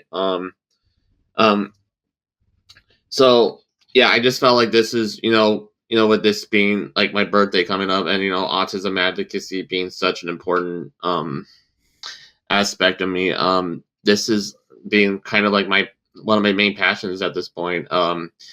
Yeah, I wholeheartily embrace this. I do think this is just I just think that if you are to create like a doll, like it should like just like the physical characteristics of other identities, it does help to like kind of use these common aspects of autism, like headphones and AAC and all of that, and just to be like a stepping stone for like the traits that people do associate with autism, and that like maybe to that jumping point to maybe explore the more nuanced ways in which it manifests, and it just give me like a broad version of it before diving into the things that really separate one autistic experience from another. So yeah, I wholeheartedly love this. I support ASON. They're an amazing organization. Their advocacy is especially needed during times like this, with what people in the current administration say about it. And yeah, it's just I just felt like we just had to bring this up while I was here. No, I get you. I do think it's a good thing in the representation, but I do very much see. I don't think they said it in the best way, but I can see what of the thing they were trying to bring up, as far as certain people could look at that in a weird way, saying that you're just trying to wear it as a costume and not a thing that's actually a part of you. I get the part of what they're trying to say, but I still think it's a very good thing to have. Oh yeah, I agree with that. Yeah. Yeah. It's a very weird situation to have because there's a lot of steps to a thing that is both verbal and non-verbal, and trying to display that in a thing that doesn't vocalize itself is gonna make people iffy on how it is shown. So I get both sides of how that sits.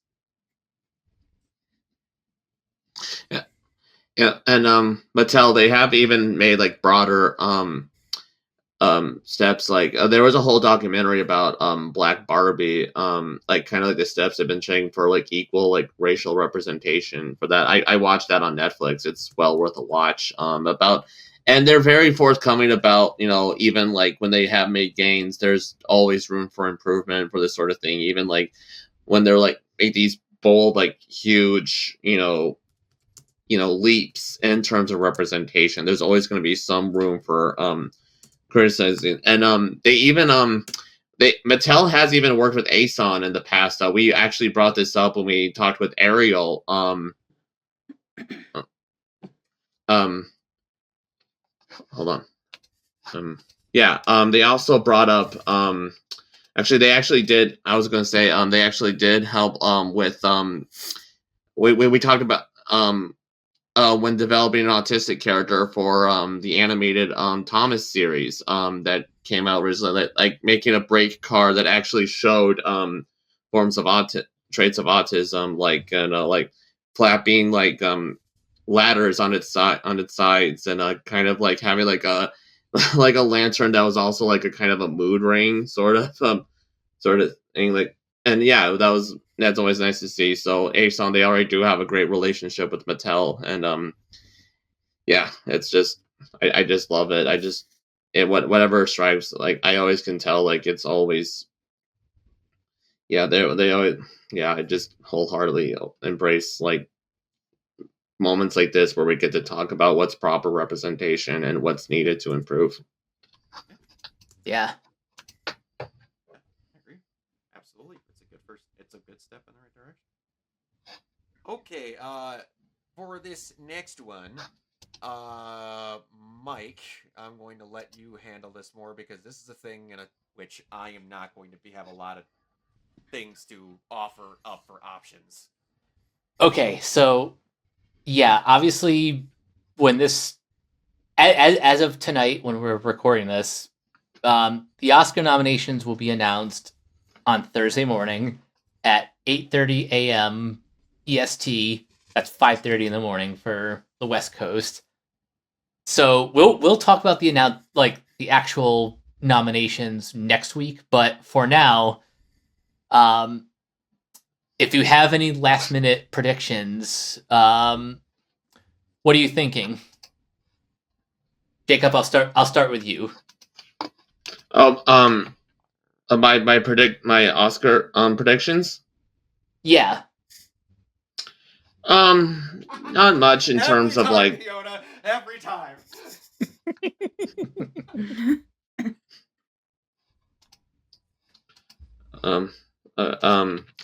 Go on, Best Jake, go on. director.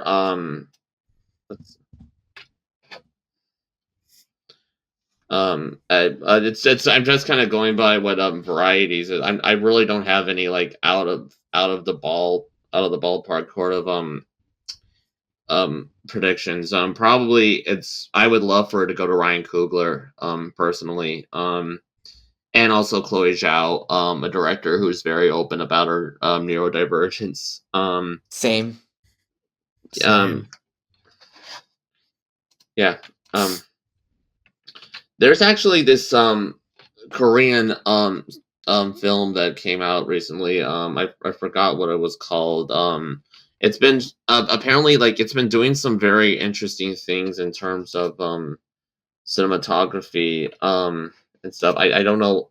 I forgot what it's called. Mike, do you have any idea what it could be? Is it No Other Choice? Yeah, no other choice. Yeah. Just given like what that what that director's doing, I think Park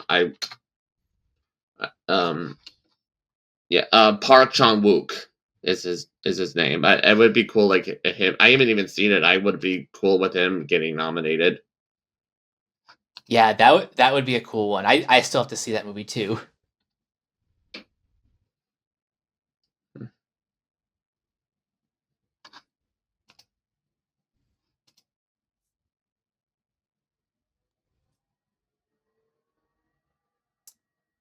Now what about best animated feature? That's just going to K-pop Demon Hunters. Barring something Fucking chaotic. better. I mean, I haven't seen Little Amelie yet, so who knows? One sec, what happens? Oh, so good. Oh, Fucking Little Amelie watch is so it. good.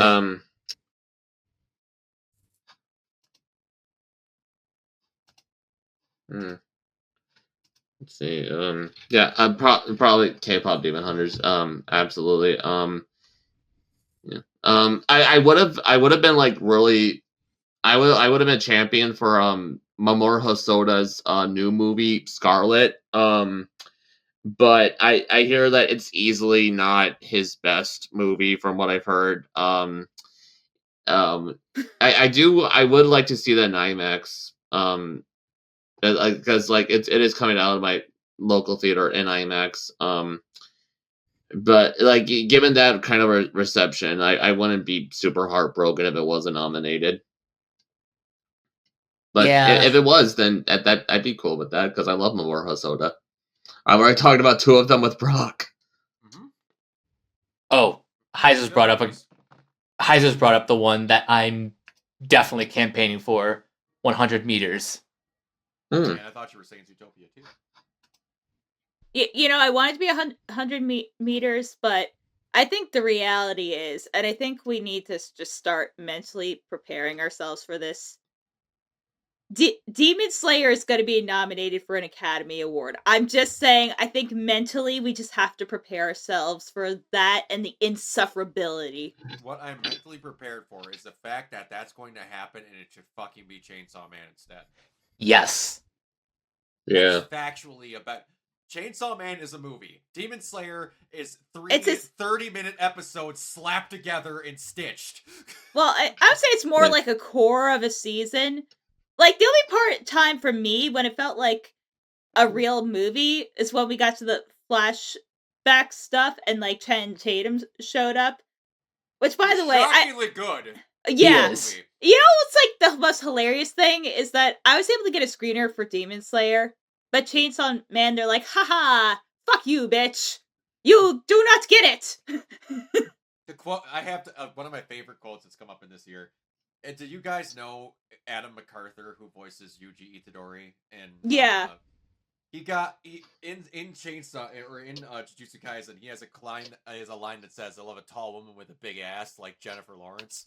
But Megan Thee Stallion, like, co-opted that and said, "I like a tall woman with a big ass," like Megan Thee Stallion. Yeah, and then he was featured on the song. And then he was featured on the song, and then they were having this thing where him and Zeno Robinson were talking about anime, and they were talking about Demon Slayer, and they're like, "Yeah, it did really good." And they were like, "Channing Tatum was amazing." He's like, "Yeah, what do you know, man?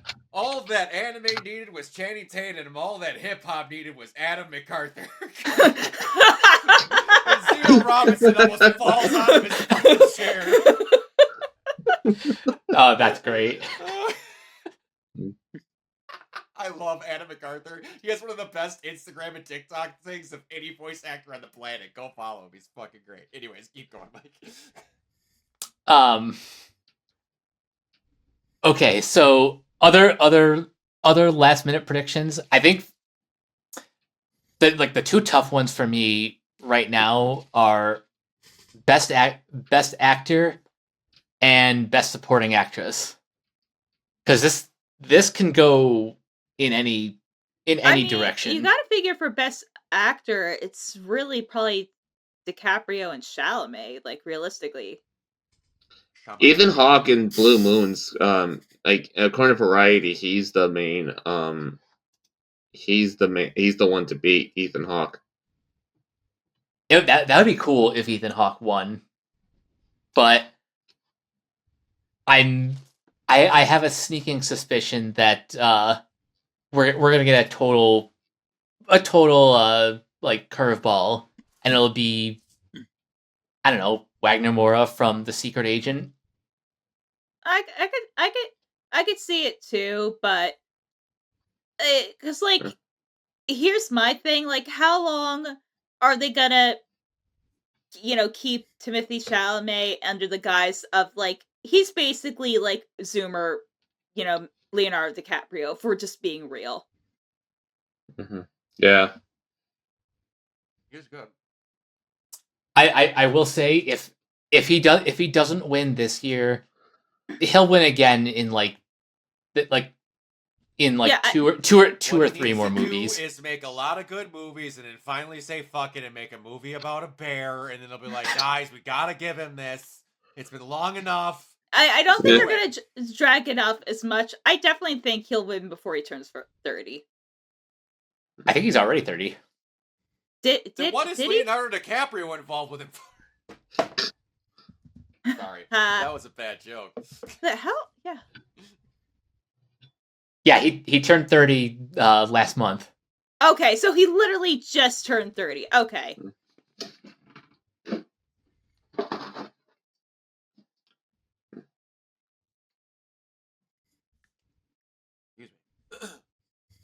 Now, I think these ones are pretty easy. Best adapted screenplay and best original screenplay. That's one battle after another, and Sinners. Mm-hmm.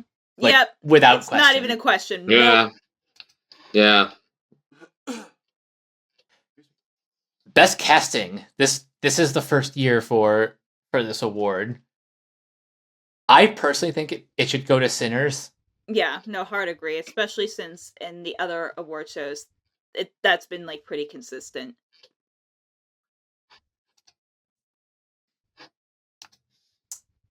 I'll do just a couple more. Best original song, that's Golden, like without It question. is golden, but honestly, what should have a good chance at winning that? And I mean this wholeheartedly, and it's not just because I really love the movie. Iris Out from Chainsaw Man Risei arc. Whoever in the Academy nominates that song, if it's even eligible, will be my hero. No, it's from Chainsaw Man. It's an anime joke, kids. Yeah, no, it's gonna be golden. My God, if it's anything else, I'm gonna actively be irritated. Like, what are we even doing at this point? It should be what it sounds like, but I will take golden. Well, I mean, we're gonna just, give Diane Warren her obligatory nomination. Yeah. because that's just our yearly tradition, I guess. Literally, it's carrot dangling. Almost every single year, at some point, we're just gonna have a year of really bad music, and Diane Warren will be like, "I'm here," and she still loses. Has she ever won? No, not one. It's like Ralph Nader for 30 years when he just kept trying to run for president. He was on that ballot every time. It was never gonna happen. No, Ralph just kept going. No, you're right. Diane Warren is the Ralph Nader of the Academy Awards. Always the bridesmaid, never the bride. Yes. That is what I want on a throw pillow. Ralph Warren is the Ralph Nader of the Academy Awards. It's basically this generation's part of your world. You're not wrong when you say that, Isers. You're really not. Kind of crazy. It's true. But you're not wrong. But Mila's probably gonna get a nomination, which honestly, good for her. Yeah, they'll get something for sure. Best score, I think it's going to Sinners. Ludwig Göransson, yeah. Because I don't think Göransson has ever lost. No, I was just about to say that. I don't think he's lost any of the years he's been nominated. And honestly, Sinners might be the best score he's ever done. His Black Panther score was pretty good, but Sinners just is.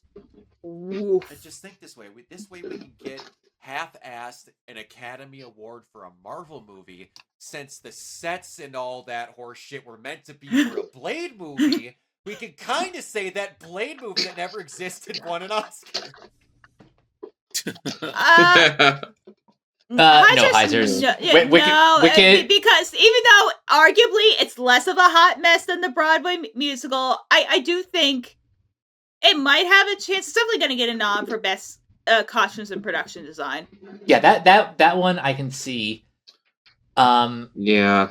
If I had to guess how many Wicked's gonna get, I think it might get sound design too. I think it's gonna really pick up more in the technical awards than people think. Yeah, I'm especially thinking with that mirror shot, too. That was a brilliant shot. Yeah, costume design, production design, maybe visual effects, but that one's probably not likely. I mean, it doesn't matter. Avatar's gonna win. No, I mean, Way of Water, I think, lost, so I wouldn't be so sure about that one, because a lot of Wicked is invisible CGI. I've been on the Frame Store's Instagram. There's so much more, invisible CGI and set extensions than you guys think. They did, little CGIs for, Buck's, legs when he transforms to, because originally he's wearing, gray or, blue screen pants. They had to completely, basically, digitize his legs to, so he didn't have any human joints. It's a lot of subtle things that aren't as obvious.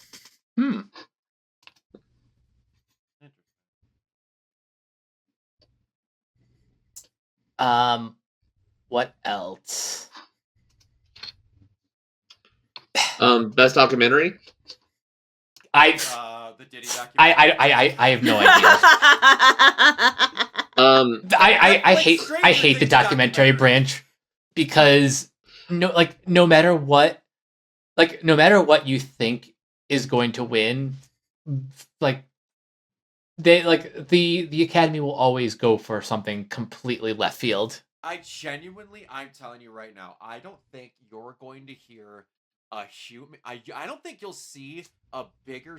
I don't even know if it's eligible, but I don't think you'll ever see a human being in the capacity of this world that we've lived in the year of our Lord 2026 more happy than if somehow that Diddy documentary gets eligible and wins.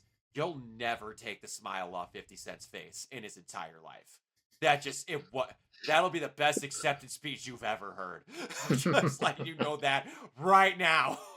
I think for best documentary, I think The Perfect Neighbor is probably going to be the one to beat. Yeah, that seems like a documentary that's like right up the Academy's alley. Yeah, it's, because they usually the winner for that is something that's like serious and has like something to say and isn't like just a puff piece. Right. Yeah, that documentary, watching that just made my freaking blood boil, man.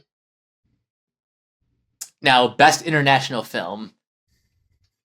According to Gold Derby, the top 5 would be The Secret Agent, Sentimental Value, It Was Just an Accident, Surat, or No Other Choice.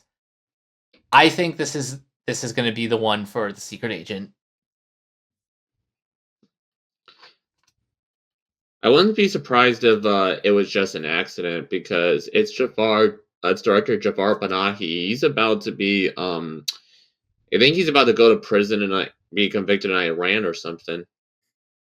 Oh yeah, like the narrative behind how that movie got made is quite impressive. Yeah.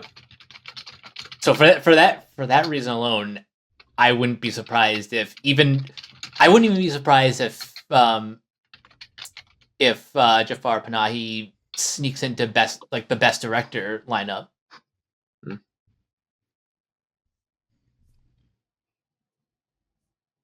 It had to be one of his movies prior to this, called "This Is Not a Film." It had to be smuggled from Iran to Cannes on a flash drive. Yeah, I remember hearing the stories about. Yeah, he's already been that in tons movie.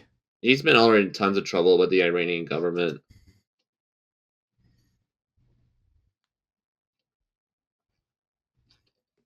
But yeah, these are just some of our predictions. We'll get more into like the nominations next week, but for now I gotta say this might be the most excited I've been for award season, because this is a year that anything could happen.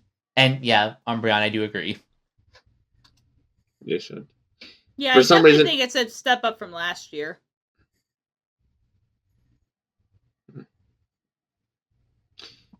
Yeah, I can't believe A24 bought Nishad 2 and gave it an English dub just to not even bother submitting it. That's just crazy. So apparently, from what I understand, that might have been the original like distributors, but I don't know. A24 just fumbled it like so bad because they were like, "Oh, we're gonna all in on animation," and what the most that's come out of it has just been like Has-Been Hotel and really nothing else. Yeah, I have never been more disappointed in a distributor than A24's. Like, to their credit, Has-Been Hotel, well, really that's Prime Video pushing that out. But still, like, I will give them credit for, giving life to that series, but everything outside of that, they might as well have just not even tried. Yeah, that's mostly been Daddy Jeff. Yeah. All right. You had another one here, Mike. Yeah. So, allegedly, John Murphy will not be returning to compose the score for Man of Tomorrow, and really, we don't know if David Fleming is returning either. So I'm curious, who would you like to compose the score for Man of Tomorrow? Hans Zimmer. God damn it. I just knew you were gonna make that Jesus. joke, bro. I brought up in the chat either Thomas Newman, or that. yep. So it was the But other that just Howard seems Shore. like I know, but that just seems like so safe. Like I get that, but Get Junkie XL in there. Let him do something. or even like Ludwig He Göransson, did or great get with like Deadpool. or get. Oh, you would be good. This might be an interesting choice. Like, because he's known for this other thing. What about Danny Elfman? That would be Yeah. sick. I was just thinking Danny Elfman. Oh, I got a good one. That new Spider-Man score for the Tom Holland movies, or didn't he do something with that? No, That was Michael Giacchino. Giacchino, yeah, that was it. Go ahead. Yeah, Keith. I got a no, good he one did the for Raimi that. movies. Bear McCreary. Oh Ooh. shit, yeah, that would be good. That'd be really good. He's got to get more work. Very good. What if we got the flute guy from the Game Awards? Yes. Absolutely. Get the flute guy. That made a literal pipe for a music instrument. John Williams, if he's still alive. He is. I don't really know that. Not that good with composing. I mean, Danny Elfman already kind of reworked the John Williams Superman theme when he did the Justice League score, which I know a lot of people don't want to talk about. But I mean, he did use it, and he did do that score. So I'm just saying. The score of the movie wasn't terrible. No, it really wasn't. I'll give it that much.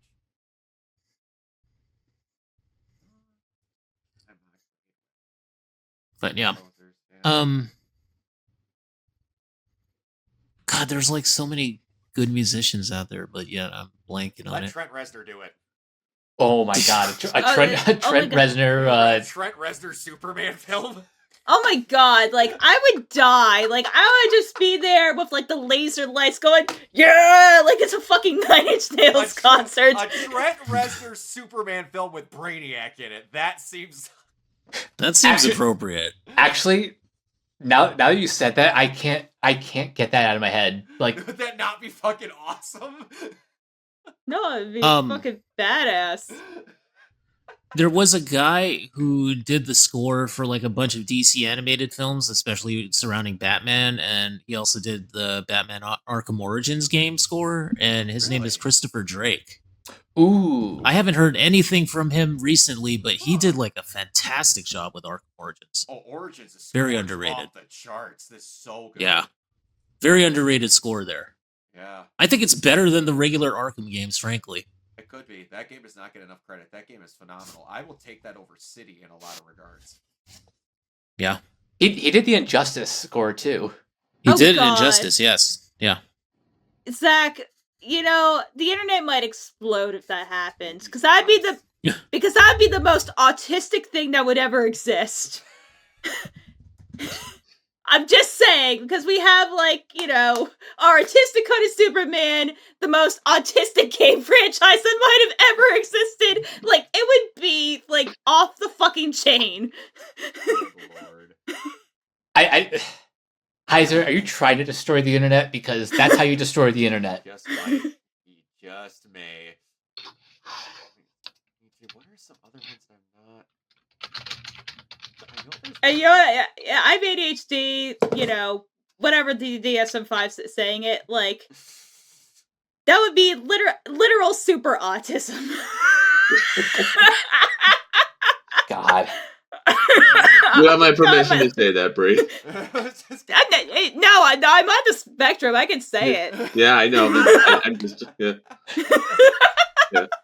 Either way, it's gonna be interesting because you don't get many known Superman scores. Like, it's kind of, you get the same stuff reused or a version of someone trying to do the same thing, really. So it's not like Batman has an identity. That's why I kind of. Who did the score for the Batman? The Michael the Giacchino. Batman that was that was Giacchino, Giacchino. Giacchino too. Okay. Ooh, Who did? ooh, I have one that I didn't even think of.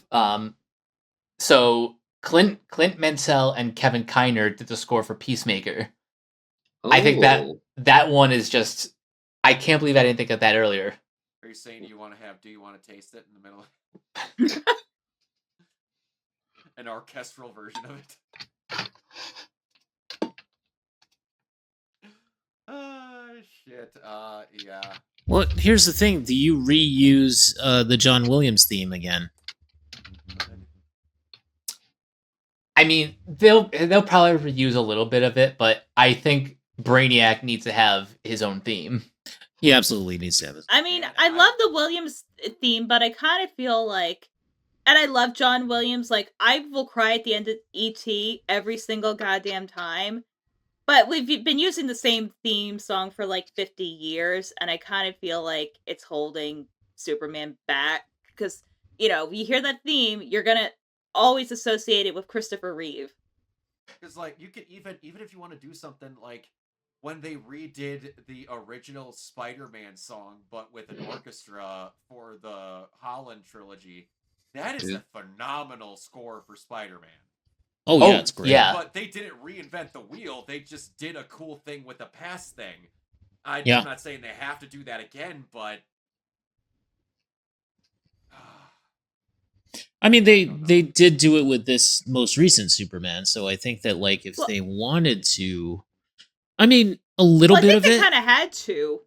Yeah, I agree because they're bringing it back. They're kind of like taking it back to the basics, so to speak. But like, yeah, I mean, they can use some of it, and then of course incorporate new things. I think if there's any weakness to the 2025 Superman score, it's that there is a lot of reusage of John Williams's themes, which is all well and good, but they didn't write enough new stuff. I don't think. I think that's fair, because unlike James Bond, which has had the same don't like change that ever. Like, there's Yeah. never Yeah, a need. don't ever change it. Yeah. You nailed But- it. yeah, but I guess the only difference is like each movie had their own like Their own opening. vibe. Opening theme. Yeah, they had their own Vibe. like opening sequence, but the main theme remained like the theme throughout his entire Is there history. any other franchises that really do that? that No. have like one consistent theme. I have one consistent theme, but like each movie gets an opener. Uh I mean, James Bond's basically an anime at this point. Yeah, it is. The You're not One wrong. Piece of movies. If we're gonna be honest. Not for the first two Craig movies. Oh yeah, they didn't do it for the first two Craigs. Well, because they're trying to be dark and edgy. I mean, And then he did beat a guy's face with a sink in a bathroom, so that's about as good. No, I mean, technically it'd be like the theme, like, ba-bum, ba-bum, and Skyfall- like, beating the guy to Yeah. death. Skyfall only had like the first two notes. When he comes on, Yeah.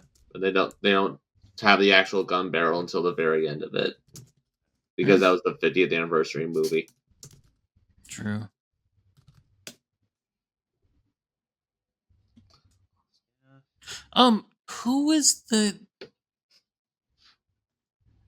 Who was the guy that worked on the Mass Effect score and also worked on a lot of the Call of Duties? Like he did Black Ops 7, he's done Black Ops 2, he's done like a whole shit ton of them. What's his name? Let me see who. Um Okay, Jack Wall. Well, and Jack Sam Wall. Or Sam Hewlick. yeah. Like Sam Hewlick is good, but I think Jack Wall in particular could do a good, like if he wanted to transition to film scores instead of just doing games. And then Clint I don't know if he's Mansell- done any film scores. Clint but, like- Mansell did 3. I think it would be cool if Jack Wall did a score for that. Yeah, it could be. I mean, Yeah, with the actual space. Like, now, I can't get it out of my head now that I said it. They can do the score for whatever they want. I want Trent Reznor to make the score for the Brainiac theme. Like, I Yeah, need that honestly. in Yeah, my please. veins now. And Nine Inch Nails that. And also, technically, he's done a DC thing too, because he did the Watchmen HBO score along That's with right, Atticus he Ross. did. I forgot about that. Ooh. Dude, the ending of the first episode, what was the name of the song? I think is like None with a Motherfucking Gun or something. And it like and it has like but that song, that theme over the credits, the end of credits. What about Like that's it's awesome music, the man. composer of The Boys or Invincible? Also the Challenger score was really good. Yeah. Oh, yeah. Oh yeah, Didn't that's know that I right. needed a nightclub fucking score to like a tennis movie. Jesus. You never know where it's needed, man. Right? Oh, I so got it, guys, I hi. got it. We're gonna save it here. What if we have Okay. Jared Leto compose? No! No. We do not need God. 30 Seconds to Mars music. Oh my god, leave them in the early 2000s. But it's 30 about Seconds to space, Mars. though. Superman score. It's 30 Seconds to Krypton. What are? Have you guys? You know- Tell me you guys have seen the Peacemaker season 2. Kind of don't I have. Remember the very last joke of the first episode? Oh, yeah. God, I can only. Yeah, it's on the list. I gotta get to it at some point. But Last one I'll bring up. Just picking up where Heiser's left off. John Paisano did the score for Invincible, and he also worked on Yeah, Daredevil. Daredevil. And the Spider-Man game. Yep. Spider-Man games for PlayStation, yeah. oh, then he's got Insomniac. The score for Insomniac games is phenomenal. They're so good. His work for Andromeda got me pumped too. The Mass Effect Andromeda, when like you're on that opening menu screen, and I was just like, "Holy shit, this is good music." Andromeda scores. Fuck yeah, that guy's got my vote. So yeah, get him to do like the main. I say get Paisano to do like the main score, and then bring in Trent Reznor and Atticus Ross to just write Brainiac's theme. I could see that. And do it as 9 Inch Nails. Yes. Yes, Who? might as well. Not that I'm saying bring it back. Who was it that made Wonder Woman's original theme? Again. I think Um, that was was Hans Zimmer. Junkie XL. That was It was Junkie well, XL? it was Junkie XL and Hans Zimmer. Okay. mm-hmm. Which means it's Hans Zimmer. Just like, Claus Balda did the score for Curse of the Black Pearl. Hey Oh, man, gosh. Junkie XL did a pretty good job on Deadpool 1. He did. Yeah, Yeah. I liked his score for Deadpool. The theme he made for Deadpool that never got used again was really good. Who's the guy that did the music for John Wick? Is it Tyler Bates?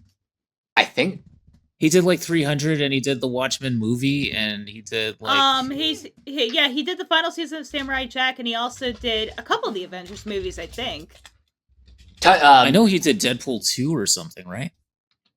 Tyler Bates worked with Spoiler. James Gunn on at least the Guardians? first 2 Guardians movies.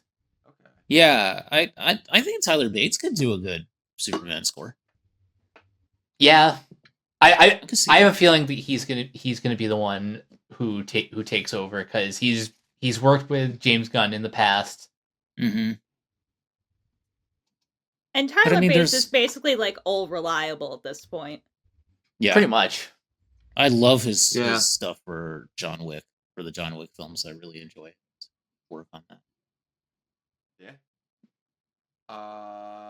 So if nobody has any other continuing great things we have to go to, there's a thing that I have for a topic for another time that we'll get to, where it's more anime focused. We'll do that for another time, so we can actually get this guy done in a little bit reasonable time, more than normal.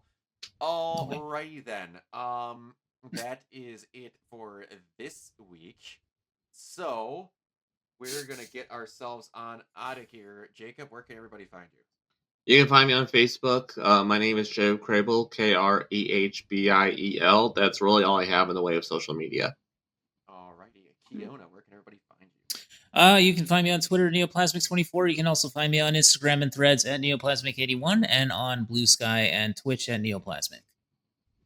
Mike, where can we find you? You guys can find me on various social media sites at Captain K42. You can check out my quick thoughts on letterboxd.com/Coach K42. And you can follow Renegade Pop Culture on Facebook and Blue Sky at Renegade Pop Culture. You can also find us on YouTube at Renegade Pop Culture or here at Organoid Zero. You can also find us on Podchaser. Consider supporting our Patreon at patreon.com/Renegade Pop Culture. Listen to all of our podcasts on Spotify, Apple Podcasts, or wherever you listen.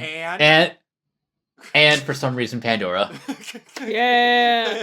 And last but not least, everything can be found at renegadepopculture.com. Need escape? So do we. Pandora's a rented stepchild, like, I guess. Some Alright. godforsaken reason, Pandora. All right, so for me, this is the thumbnail of the latest episode of Late Crap that just dropped a couple hours ago. And if you want to go to the Burger King of my life, you can follow me at crazylemur.bsky. That's I social. missed this episode of Neon Genesis. But Brock, you should appreciate where the hands are from. Oh, wait, isn't that the Ghost Devil? Yes. Yeah. I love that it's just Zaslav's disembodied head in the bottom right. What in the actual fuck? And yes, that is our good friend Charlie D in the middle. Oh, I thought David Zaslav was on the left on the bottom. You know what? You're not wrong. And also Charlie D is what I call Charles Darwin. Anyway, if you want to see my cooking and my dog, you can follow me on Instagram, which is at Lemurs Rule 1. And the mermaid documentary is fucking terrible, so if you want to see me just get really like drunk and sloppy and make really bad jokes, yeah, just listen to that. That'd be totally cool, guys. Oh my God, Brock! Before you go off, before you sign off and everything, Yeah. Something just clicked into my head Go ahead. just now. I'll do my stuff. Can you after. imagine if there was a Superman score by Mick Gordon? Bro. I'm trying to Fathom that. Noodle that around. I'm trying to picture the most wholesome property of superheroes you could borderline get. And then I'm trying to picture Mick Gordon attempting to. Yeah. No, you know what? That should he should be doing a Lobo theme.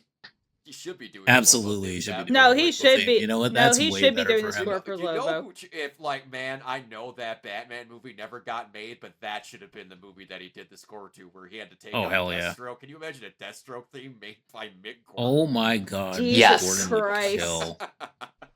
I'm trying to picture Mick Jeez. Gordon trying to make a Superman film is giving a guy a I have drum no set, but doubt he could instead do the it. drum, you give him hatchets. Like he doesn't know Yes. how to do it. Yes.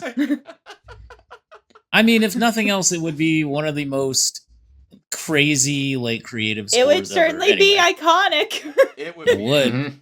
I'm telling you right now, that would have me more. I just want him to interest- score a film. That'd be more interested than anything that plot could ever do. Just wanting to hear what Mick would do for a Superman theme. I know, right? Oh man. Yeah. But yeah, you can find me everywhere at Organoid Zero, mainly on Twitch and YouTube. I will be continuing back through Alan Wake, chipping away near the end of that there. That sounds like having Michael Bay direct the Super Bowl. Oh my good lord. And if you want to go over to my Instagram at Organoid Zero, I have some photo shoots by my buddy Cassier Photos that took pictures of me and my Nero cosplay, and then my buddy Kooky Cosplay that had her Virgil joined us in that. So we got some photos from TCC back in November, finally posted up there and edited. So yeah, if you want to check that out, that is on my Instagram. Until next time, we will see you all later. Bye. Bye.